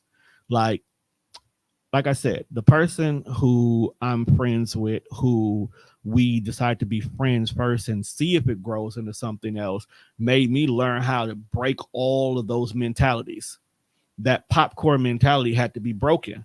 And it's cool because it's a fun new experience when you're not dating with intentions right away. Yeah. When you're being a friend first and you're just enjoying each other's company, and you're learning each other, and you're creating that healthy foundation and making those pillars of communications and everything like that. When you do decide to say, okay, let's go ahead and let's build the second level of this house now, it's solid, it's firm, because the friendship was there, the relationship was there. I know her patterns, she knows mine. And because of the friendship being like that, if I have a bad day, she knows, oh, nigga, I ain't heard from you. What's going on? Or if I know you just had 12,000 things you had to do before work this morning, you know what? I'm going to send you some flowers. I don't even need to talk to you today. I'm going to send you some flowers because I know the simple fact of getting that flowers is going to make the biggest difference of how you manage the rest of the day. Yeah. Because this, you're thinking about me, makes you really feel upbeat and appreciated. So when you feel appreciated, you can handle things differently. So if we ever decide to go to that courting phase, everything about what needs to make us happy is already established. We've already put that effort in. You know my physical touch, you know my words of affirmation, you know my quality times, you know my levels of gift giving, you know my acts of service, you know everything in my love language chart in the order of importance it is to me. That literally doing it with intentions now is just doing it with intention. You know, it's a mental. Yeah. So just a mental us shift. hanging out now turns into Friday night date nights instead. You know, I know you like to do this and do that. Ooh, this game is coming in town. Or, ooh, you know what? I got a friend who got Bucks tickets. I know she likes this team. Let me get these tickets. Yeah. Or, hey, the boat cruise is coming up. It's because it's all right. Like, come on, we're going to go do this. Or, hey, I'm sick of the world right now. I'm going to duck off for 2 days. Here's my location. Feel free to join me. Cool. And she be like, shit, nigga, I need a break too. I'm already there. You know? And that's the scenario. That's intentions in that point. Yeah. It goes from, okay, let me rephrase that. That's the friends. Intentions is we going here this weekend to hide from the world. Give everybody this information because this is the only phone they're gonna reach us on. And it's just us. Yeah, that sounds intentional for sure. Yeah. Yeah, it's definitely a process in my head going from, first of all, getting a friend. To me, that's finding the friend. You gotta find them first. Thing. The reason why I want to have this conversation because you are having the opposite issue that the rest of the world is having. The rest of the world is having such a difficult time finding a successful forever bae, but you are having a difficult time just finding a solid friend. Friendship, like when I tell you, this is a struggle. Let me ask you. You know what I think? Yeah, go ahead. Ask me. No, go ahead. Go ahead. I don't know. Maybe I have extreme discernment, right? Mm-hmm. I have extreme discernment, but I'm also still learning me. Okay. Like I'm still trying to figure out who I am, what I like. Is it because of now that you're divorcing that you're trying to figure out what single Dallas Desi looks like now? Yes. Okay. And also not bringing in the old ways of thinking, like some of the toxic ways that I thought about men and women and how they. What were some of those toxic ways that you're trying to break? Some of the ways is that I'm not approaching no nigga, and I don't know. I feel like maybe I have to switch that up because if it starts with friendship, that means that I have to be intentional about creating that friendship space instead of letting the man come up to me where it's more likely that he will be interested in me. So I have to be bold and brave and go up to him and say, hey, I want to be your friend. I mean, I might not say it like that, but it sets the tone. But here's the funny part. Our friendship, I guarantee you, this is how simplistic us men could be. You could actually walk up to us and be like, I just want to be your friend. And we might be like, okay, what are you drinking? And then literally our mindset and now at this point is, as cute as she is, this is my little homie. No, it's not. I don't know why you sitting up here lying. Like if I walk up to a man in a bar and I said, hey, can I be your friend? Let's just take the bar out because that's usually like, we attracting each other. Let's say we're at an event, a networking event, professional. I walk up to a man. I say, hey, how are you? I really want to be your friend. that is not gonna turn into okay, yeah, let's be friends. That's gonna turn into oh, she's shooting her shot. No, it's Yeah. not. Like, Yes, oh it my is. God, Yes, it is. you want to know what your issue is? You are What? blinded by your pretty privilege that you It's don't not. think. It's No. experience. No. I'm basing it You on off are of real life blinded. stuff. You are blinded. You are also a natural flirt. So That you part. don't just walk up to somebody and say, "Hey, you are a dope person. I would love to be your friend." Because believe it or not, if you said that to men, not all men, but most men will be like, "Okay." Now, I just don't feel confident in that mindset. Man is not gonna be like, okay, let's be friends. Where? your It pretty point them privilege out. your pretty privilege has you at such a high expectations Mm-mm. that no one could just be your friend. We need to take a poll. We need to take a survey I need to see the so that circles we and can spaces see. you be around. That's It what I don't need to matter. It see. don't No, matter. because I'm here's the telling you, I reason could go. why. I could be in church. I could be at a networking event. I could be here. I could be anywhere at a bar. I could be. I need, you know what?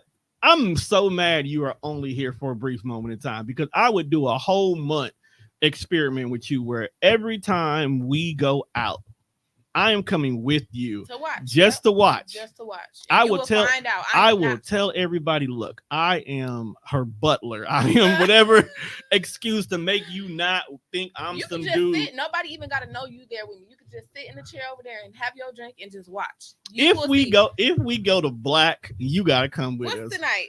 Today's What's Friday. today? Friday, exactly. Let's go out. If Let's not, go somewhere. my pocket's tight tonight. Oh yeah, you got to worry about that. That's another thing. I go out, I don't think about paying for drinks. That don't even come across my head. I know that I gotta have something in my pocket. All right. But when I go, I don't be like, oh my God, I can't, I'm not gonna be able to drink. And if I can't, the power of pretty privilege. I will be fine. Okay. I can walk around sober and be just fine. But The it's likely that I won't. The power of pretty privilege is on 10 with you. I love how you're blaming it on pretty privilege when really it's just the reality of me, any woman. The power any of woman, pretty privilege, even if she's not pretty, strong which on is impossible. No. Okay. It's a feminine. It's not even about pretty. It's about a woman versus a man. This is kind of why I'm mad. This is kind of the reason why I'm mad. Me and my brother are not doing the episode tonight because he had an emergency that's coming up. He had an emergency. 804. Yeah, he had an emergency that came up, and literally that's when you told me, Tone, I don't like. He was literally telling me what's going on. I'm sorry to hear that. The power of pretty privilege doesn't necessarily mean that. Let me take this post off because I didn't post it. I know, and that's why I'm mad because normally I'm gonna cuss him out. Okay. Normally did he see my post? I'm sorry. I don't think he did. Okay, because I didn't want to. Maybe I don't think he did. Okay. No, it wouldn't have bothered him. Okay. He was ready for the conversation tonight too. So, no, when I say the power of pretty privilege, okay, I don't necessarily mean like naturally beautiful women who's been beautiful all their lives. I'm talking the simple fact that when you look good, okay, when you're the cutie in the room, y'all do get away with a lot of stuff that would cause other people to have to take notice. Like, for an example, we go to the bar, okay? We go out to the bar. Even though we all cool, we hanging out, the pretty girls will always get their orders taken care of right away. They always have that person coming over there. They'll always have that guy interested in you, or girl, because sexuality is a spectrum, that will come and be interested in you. There are very, very rare moments when I go out with my friends and there is not at least somebody trying to pull them. And it be gangs of women. Somebody trying to do what now? Pull their attention.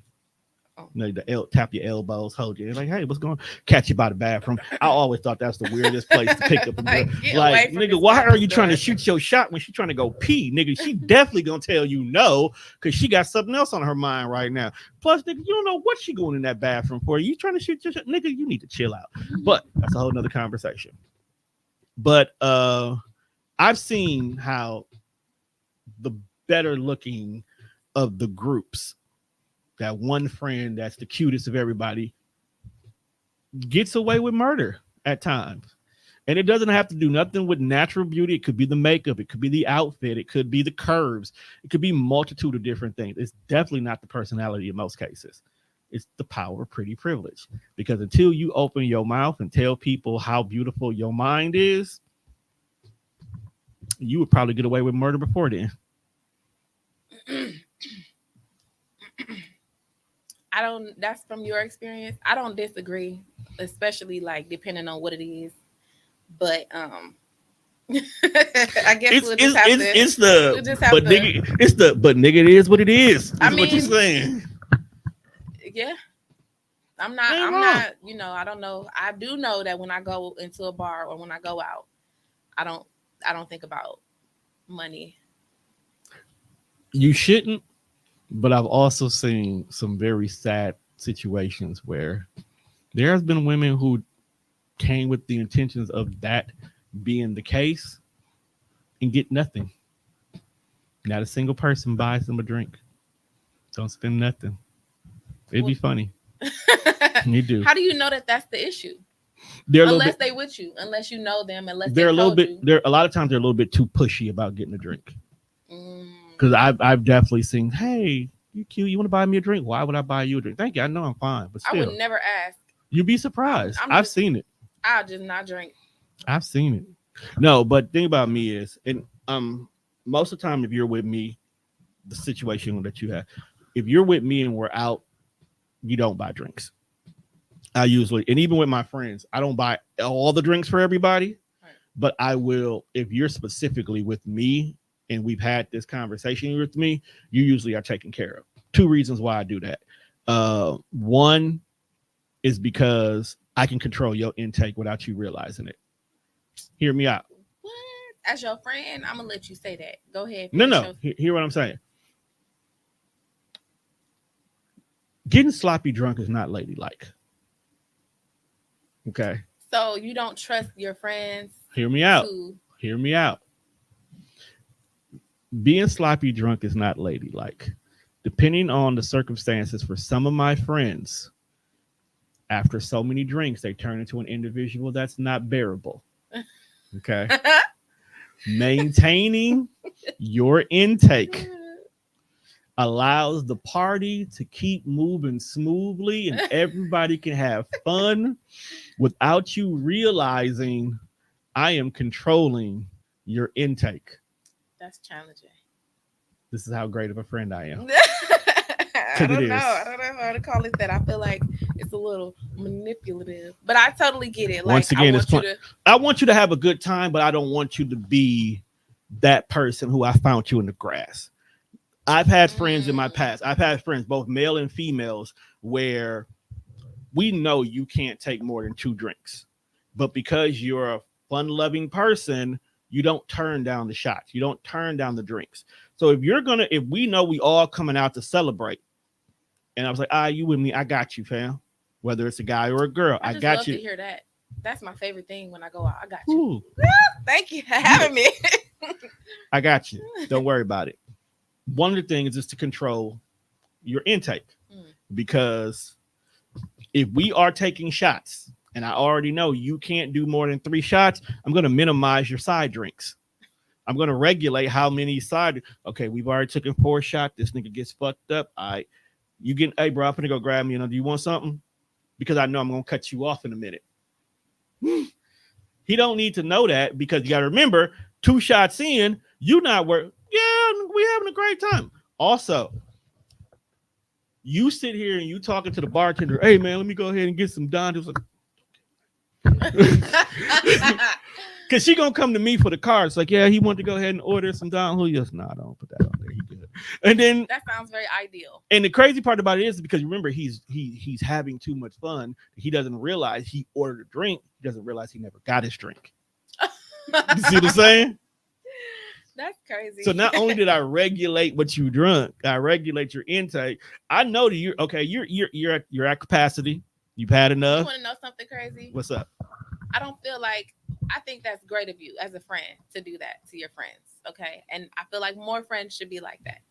But when you go out, when women can't say I just me, like this just happens, men are buying us drinks. Okay.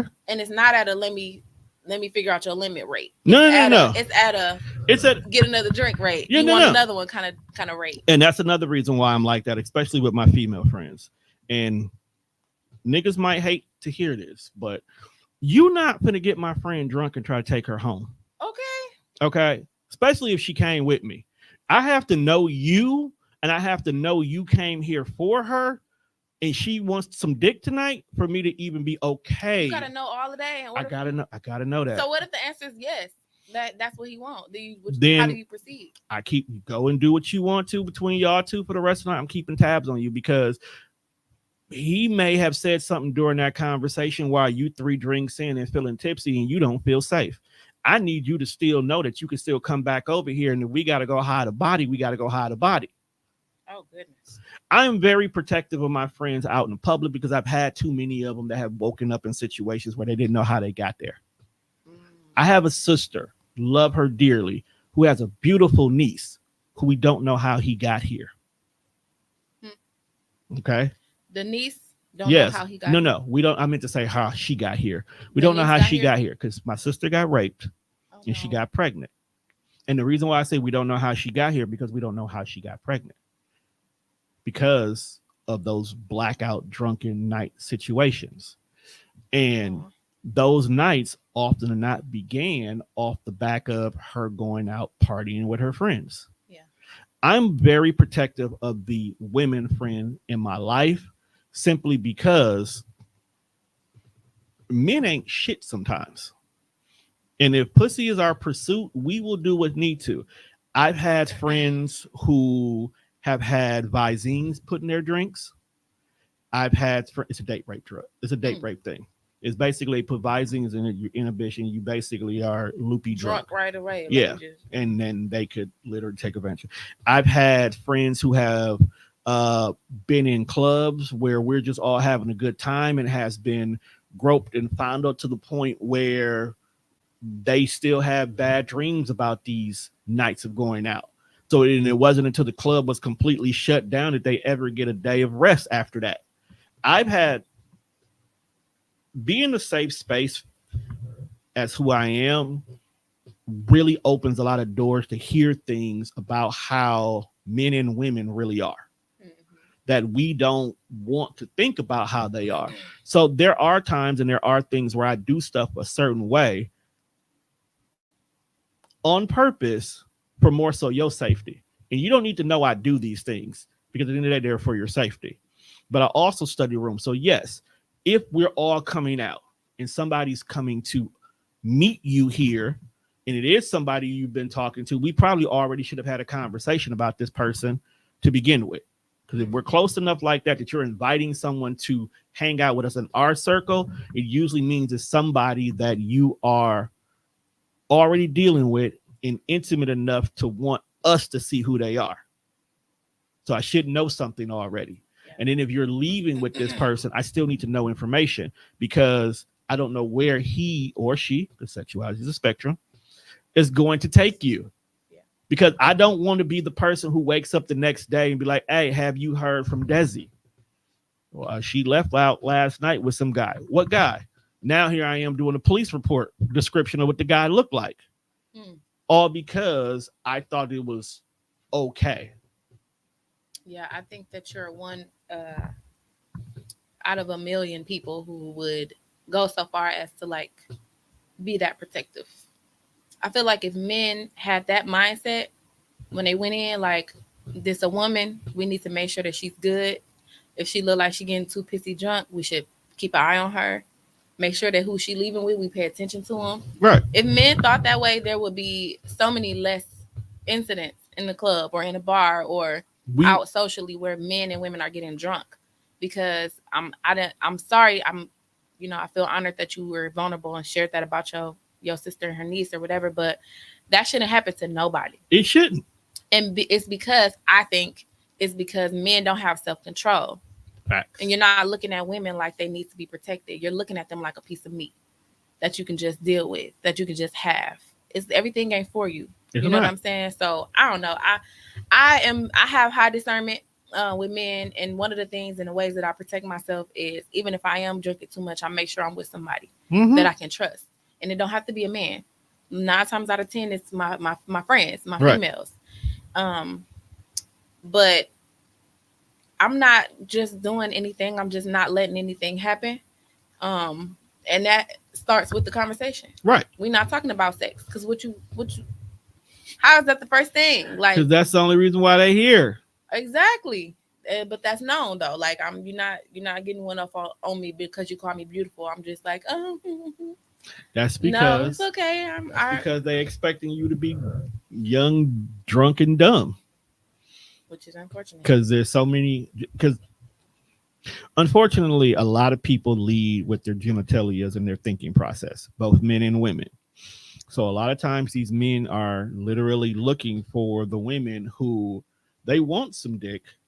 They just need to let their guard down to let you get the dick.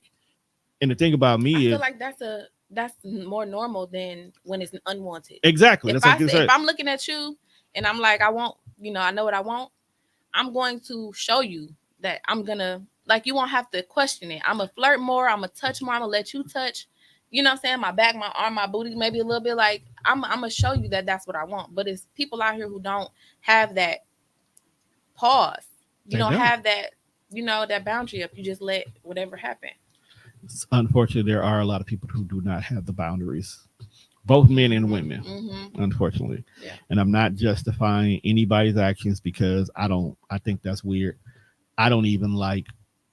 Fun fact: I don't like drunk sex. It's not even. I can't. I can't. I can't. I can't. Definitely, if it's in like the early phases of us, nah, we can't go home with you drunk. One of my biggest fears is to ever be accused of rape. I think a lot of men have that same Like mindset. it's my it's like I it's also it's like one of the biggest reasons why I won't date a white woman. Mm. That and they ain't got no lips, but I will not date a white. Just kiss your face. I just will not date a white woman because the biggest fear that you will accuse me of rape, and it's not even that kind of a situation. That's crazy that that's followed us from Emmett Till. Like, back in history, It's just history, period. that is not like you don't feel safe. You No, know what I'm saying? it's terrible. But It is. That's why you should stay we have with your black women on. and I do. Oh my god, I fucking love y'all. I love y'all so much. I wrote a poem about y'all because I love y'all. That's how Really? much I did. Yes. Let's hear it. No, I'm saving it for the poetry night. Unfortunately, you'll be No. gone by then. But I do. I have a poem for black. I love black women. I've been raised by black women. I've been around black women all my life. I got 9 sisters. Between my mom, my dad, and my stepdad, I have 9 sisters. Um, so it's a natural habit to be protected. Like out of all of them, but 2, I'm older than all my sisters. So I'm naturally protective of them Yeah. having babies. Then I got 2 daughters. 2 daughters made me extra, like extra. Like I don't trust none of you niggas. Let me see what you niggas is doing. Cause y'all got sons. Let me see what you about. Yeah, because y'all got sons. So I know y'all teaching y'all sons these same felonious activities. So let me protect that's why I love the little boy that my daughter, my oldest, hangs out with. He is such a gentleman. Like he is the sweetest little gentleman in the whole 9 yards. Because I remember it was at graduation because he graduated from the 5th grade. And everybody was walking across the stage and they yelled his name. They said her name and he yelled loud as hell. That's my girl right there. Loud as heck. And I'm looking at Doug like, okay, claim your girl. I'm still gonna whoop your ass. You try something, but claim your girl and whatnot. And then a lot of these men don't have positive male role models in their lives. Like a lot of guys in our age group grew up learning life from each other. So if one nigga got a fucked up thought process and he's teaching you that, and then your other friend is justifying that, how do y'all know y'all wrong? Y'all don't know y'all wrong until one of y'all till y'all get challenged by another guy who then y'all call him a hater, or you get with a woman and you realize like your whole thought process of women has been wrong. You know what I hate the most? What do you do? When you have a guy and he has a group of friends and they're all same one track minded, immature kind of thinking or whatever. No role models. and a woman comes along and she's more, open-minded, she's more able to teach on some things, um and he perceives her as like he put her to the side, or he don't Killing. respect her, yeah, her point of view, or maybe feel like she nagging. That's the worst. And you know what's so funny? We Like that had woman that, trying to make you better, and and that's that's how what you I was looking at like. it. We just had that conversation the other day about misinterpreting nagging as growth, because nagging about taking out the garbage, that's nagging.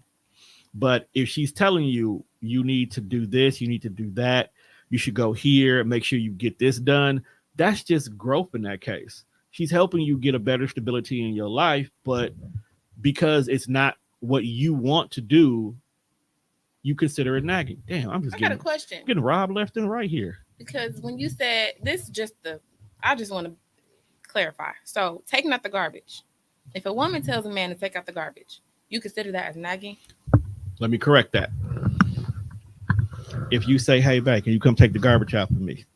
and I'm in the middle of doing something, and you haven't specified that you need me to take out that garbage right then and there because you have something that you're doing that requires you to throw more stuff in the garbage, and then you fuss at me because within a 5 to 10 minute span I didn't get there. So let's just say I say, okay, I'll be there in a minute, and it's 3 minutes later and you're fussing about I didn't come get that garbage.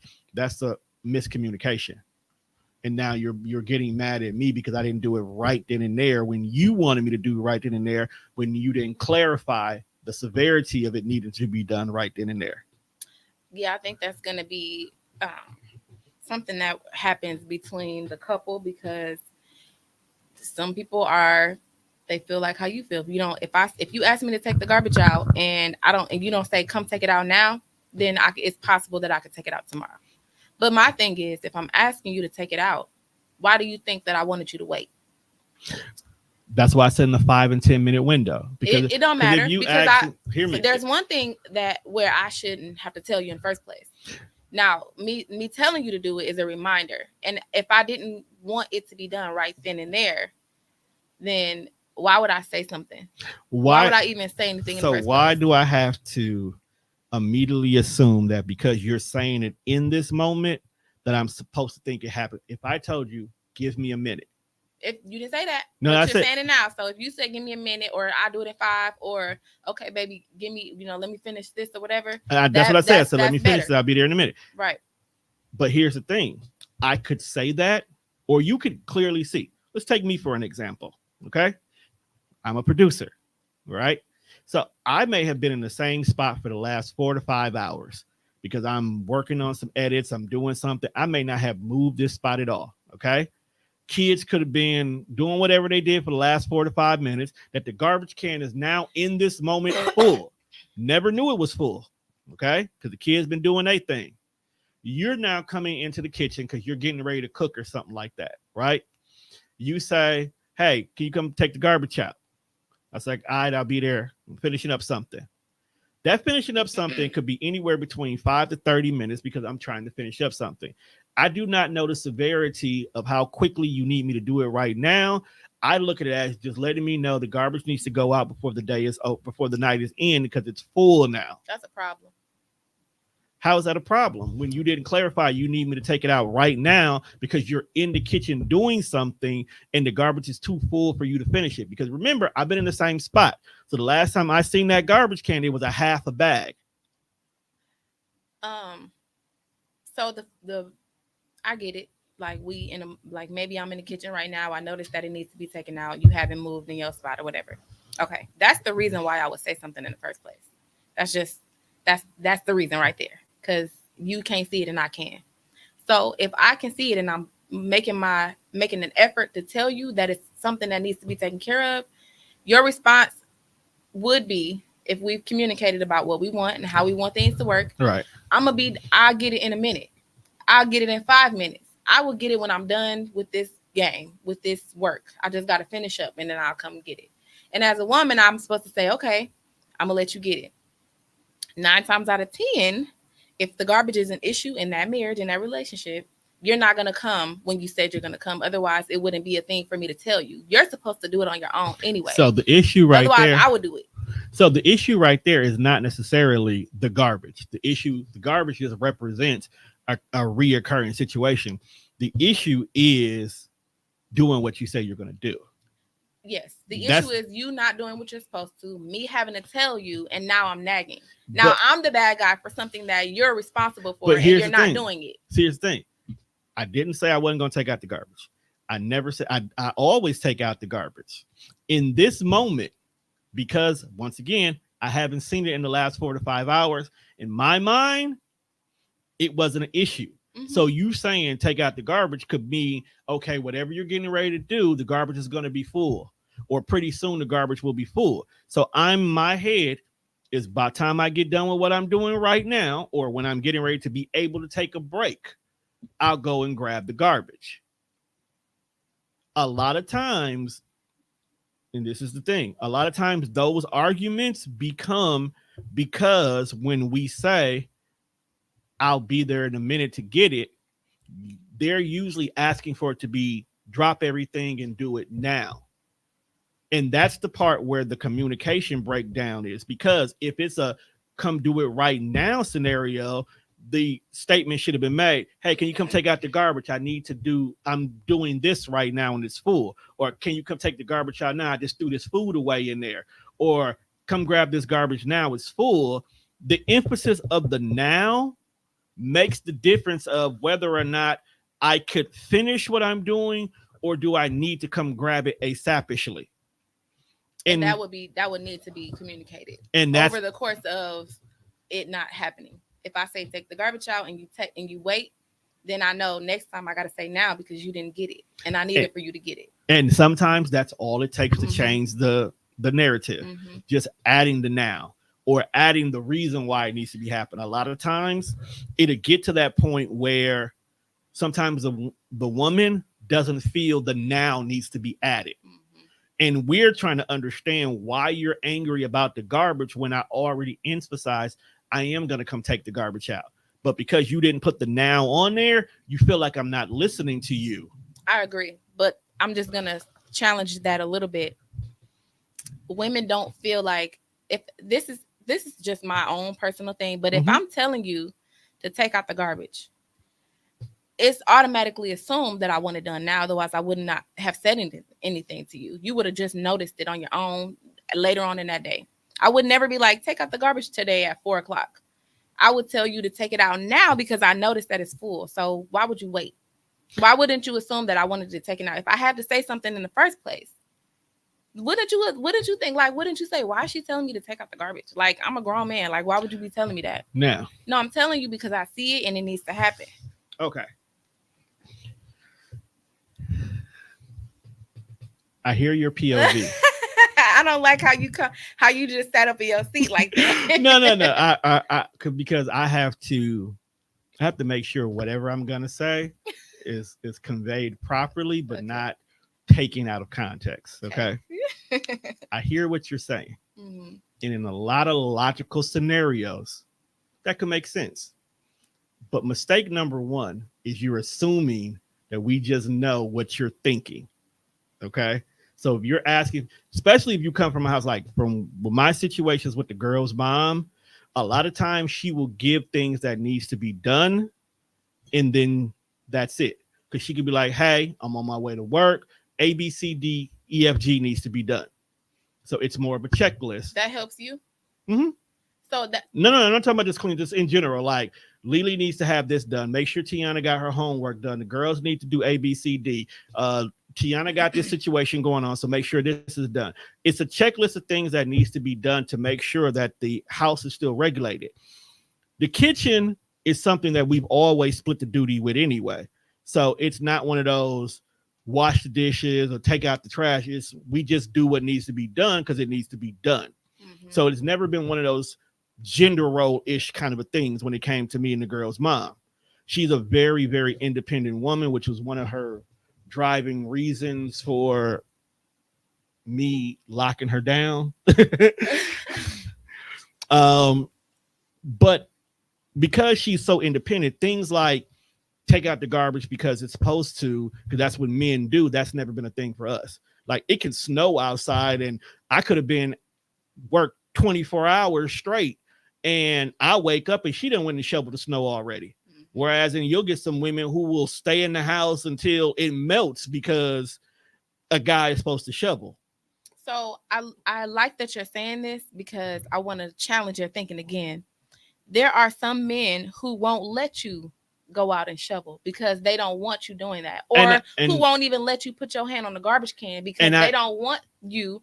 It's not because women, it's a gender role thing. Yeah, I mean, eventually it ends up being a gender role thing, but it's not because anybody doesn't want that. No. I want that. If you telling me you don't want me to touch the garbage, why do you think I'm going to touch the garbage? No, and I get that. And I get that. And I'm not arguing that because I'll say it with the second stance. I do those things as well, too. Like, for an example, I go over by my friend's house and I grab her garbage on my way going out the door. It's just the nature of what has been built in that scenario.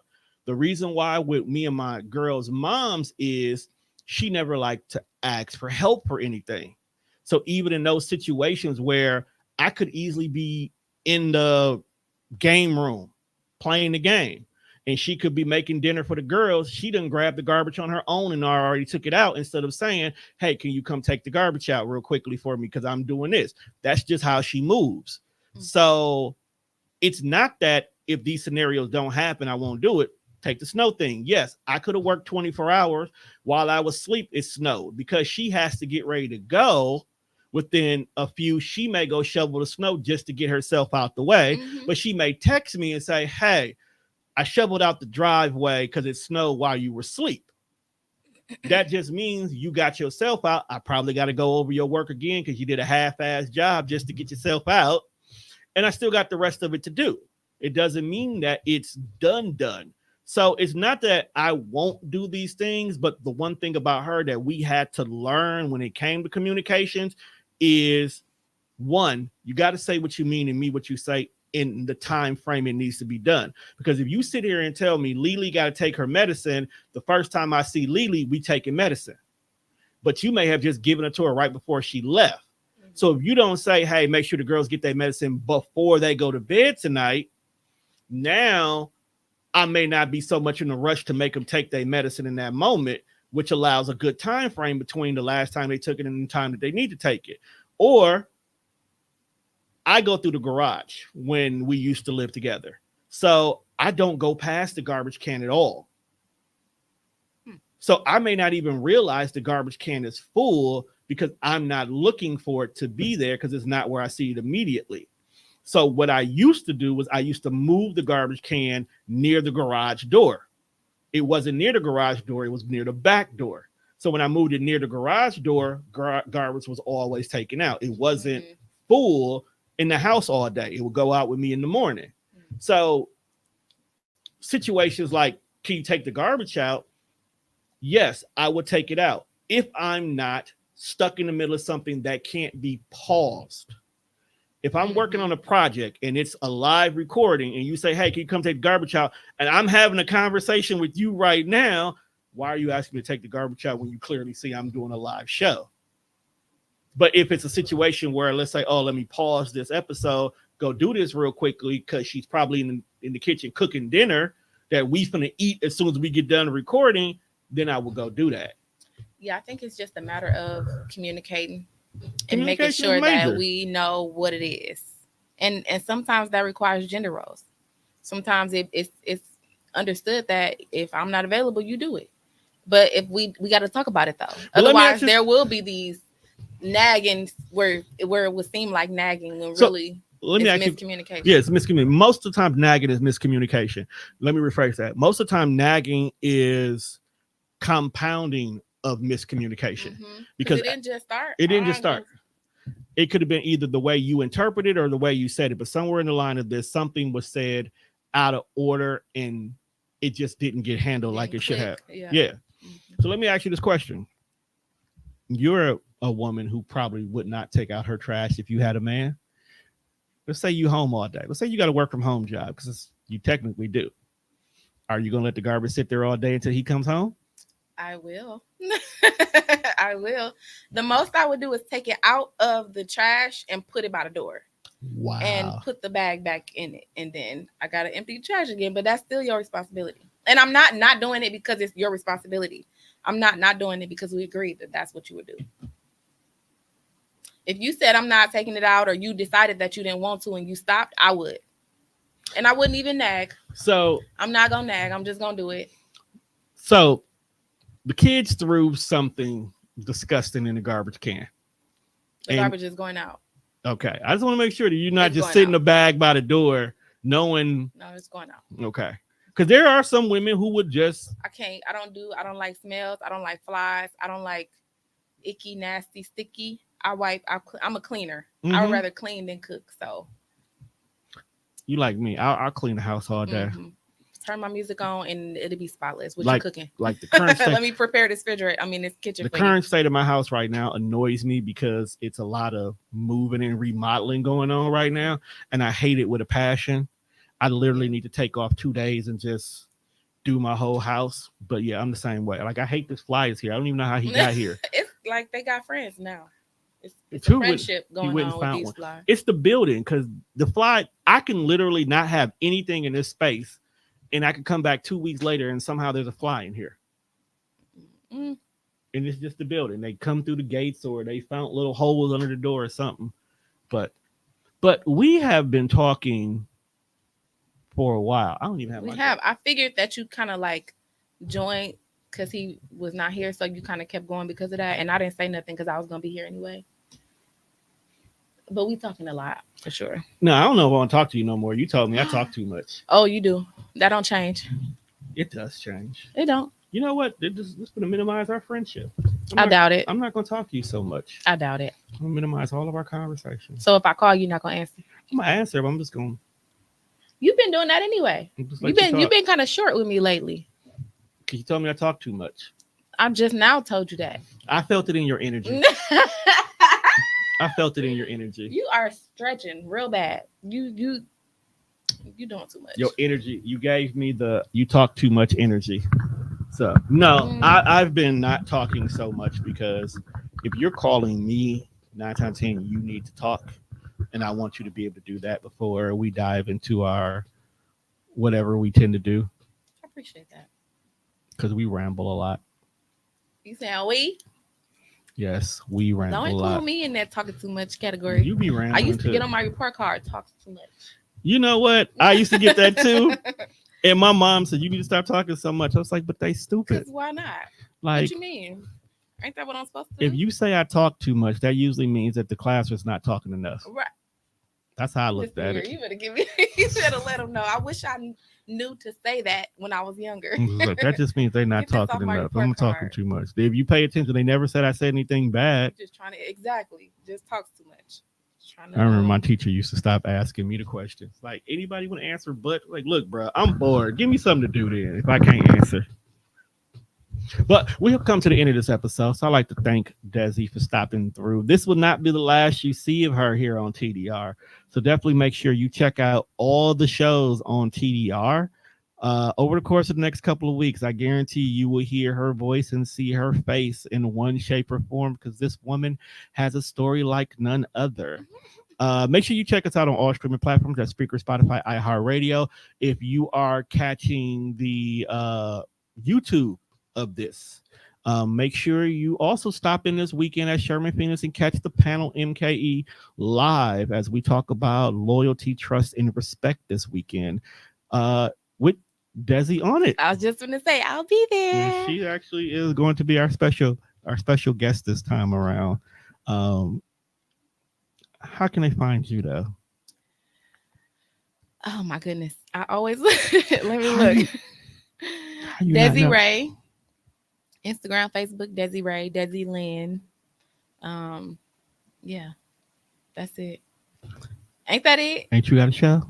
I do have Beyond Fearless podcast, but I'm not actively Don't you got 3 episodes that people can listen to? I do. Okay. Well, listen on Spotify, Beyond Fearless podcast. You can listen on Spotify, iHeartRadio, I don't know, wherever else stuff play at. I don't know. Don't you have a business? that you I also do. run? Oh, you said where can they find you? My Yeah, business. I don't have a website right now. we gotta get your Um, website. I so here's the thing. I'm a very creative person. I'm on Canva. I Mm-hmm. love doing flyers. I love creating, making, beautiful works of art. And I felt like a website would be that. Like I can just go in there and be creative, add my colors, add my font, you know. But it's some technique to creating a Oh, I could website. have told you that. That And used to I be don't got it, child. And when I tell you I tried, I tried. I've been with GoDaddy.com. I think I Squarespace. Okay, well, we're gonna have to talk because if I had a choice, I would not do my own website. Most I people would don't want to do their own no, I website. cannot. So I'm not, but my business is called Beyond Fearless. It's a youth development, women empowerment company. Um, I am I so am just mad. now moved. I've just now relocated to Texas, so I haven't been as active with my workshops or my events because I don't have a network yet. We're But it's working on that. coming. It's Right. coming. I am really, really sad that I found out about your business right when you got ready to move because I feel like my daughters would have benefited from one of your workshops. Yeah. Yes, when I heard that, I think that's really how our friendship started. You did the episode with Kenda. Kenda Her daughter was about in the workshop. yeah, She came. about the workshop. Yeah. So you came, you did the episode, and I was like, yes, when next time this come around, I purposely friended you for the sole purpose of getting my babies, at least my oldest, if anything, especially since she had just became a young woman for the first time, Yeah. around about that same time, to just be a part of that because I think that would have helped her tremendously. Yeah. And then you moved, I and know. it's hard finding somebody that's willing to have that conversation. The great thing about my girls, they got tons of fucking aunties, Hmm. but it's just something about that Yeah. specific care of that conversation that makes a huge difference. Yeah. So I agree. I need you to get back out there and do what you do. I will. And now that I know I can travel, more freely, and when I come, I still have people who can support me. If I want to do a Mhm. workshop, I can. Of course. I wish that I had time to throw one together now. I almost yesterday I was on something. I was on something. I was Should about hit to me put up some stuff together, because but worst case scenario, if I gotta make a couple of phone calls to Sherman Phoenix, we'll do it here. We got to. I don't want to do too much. And this tour that I'm on is taking up a lot of I my could have told you energy. that. When I go home, I'm finna pray, meditate, and get myself back to self. So you can come back here tomorrow Like and do you with me all day the whole week, tomorrow. all day. It's been a week. It's You been a week. you with me the whole day tomorrow. I might as well be prepared to feed you tomorrow. Please. Oh my goodness. I don't know if Cause I'm gonna make it if I don't get fed. we'll feed you. We ain't like that here at TDR. If I don't feed you, Jess will feed you, Lachelle will feed you, hell, the Somebody panel will better feed feed you. We me. gonna feed I'm you. gonna be hungry. That's gonna be your payment for the panel. We gonna feed you. Oh, I appreciate that. Food is my love language at this Food point. is a lot of people love languages, Hmm. and I'm glad it is. That's why I'm fat. It's actually how the girl's mom bagged me. She a cooker. She be cooking. No, it wasn't even because she was cooking. Okay, so I'll tell you the story off air, but we'll make sure you talk to you people later. Tune into everything we're doing here, and with that being said, we are out of here, people. Peace. Bye.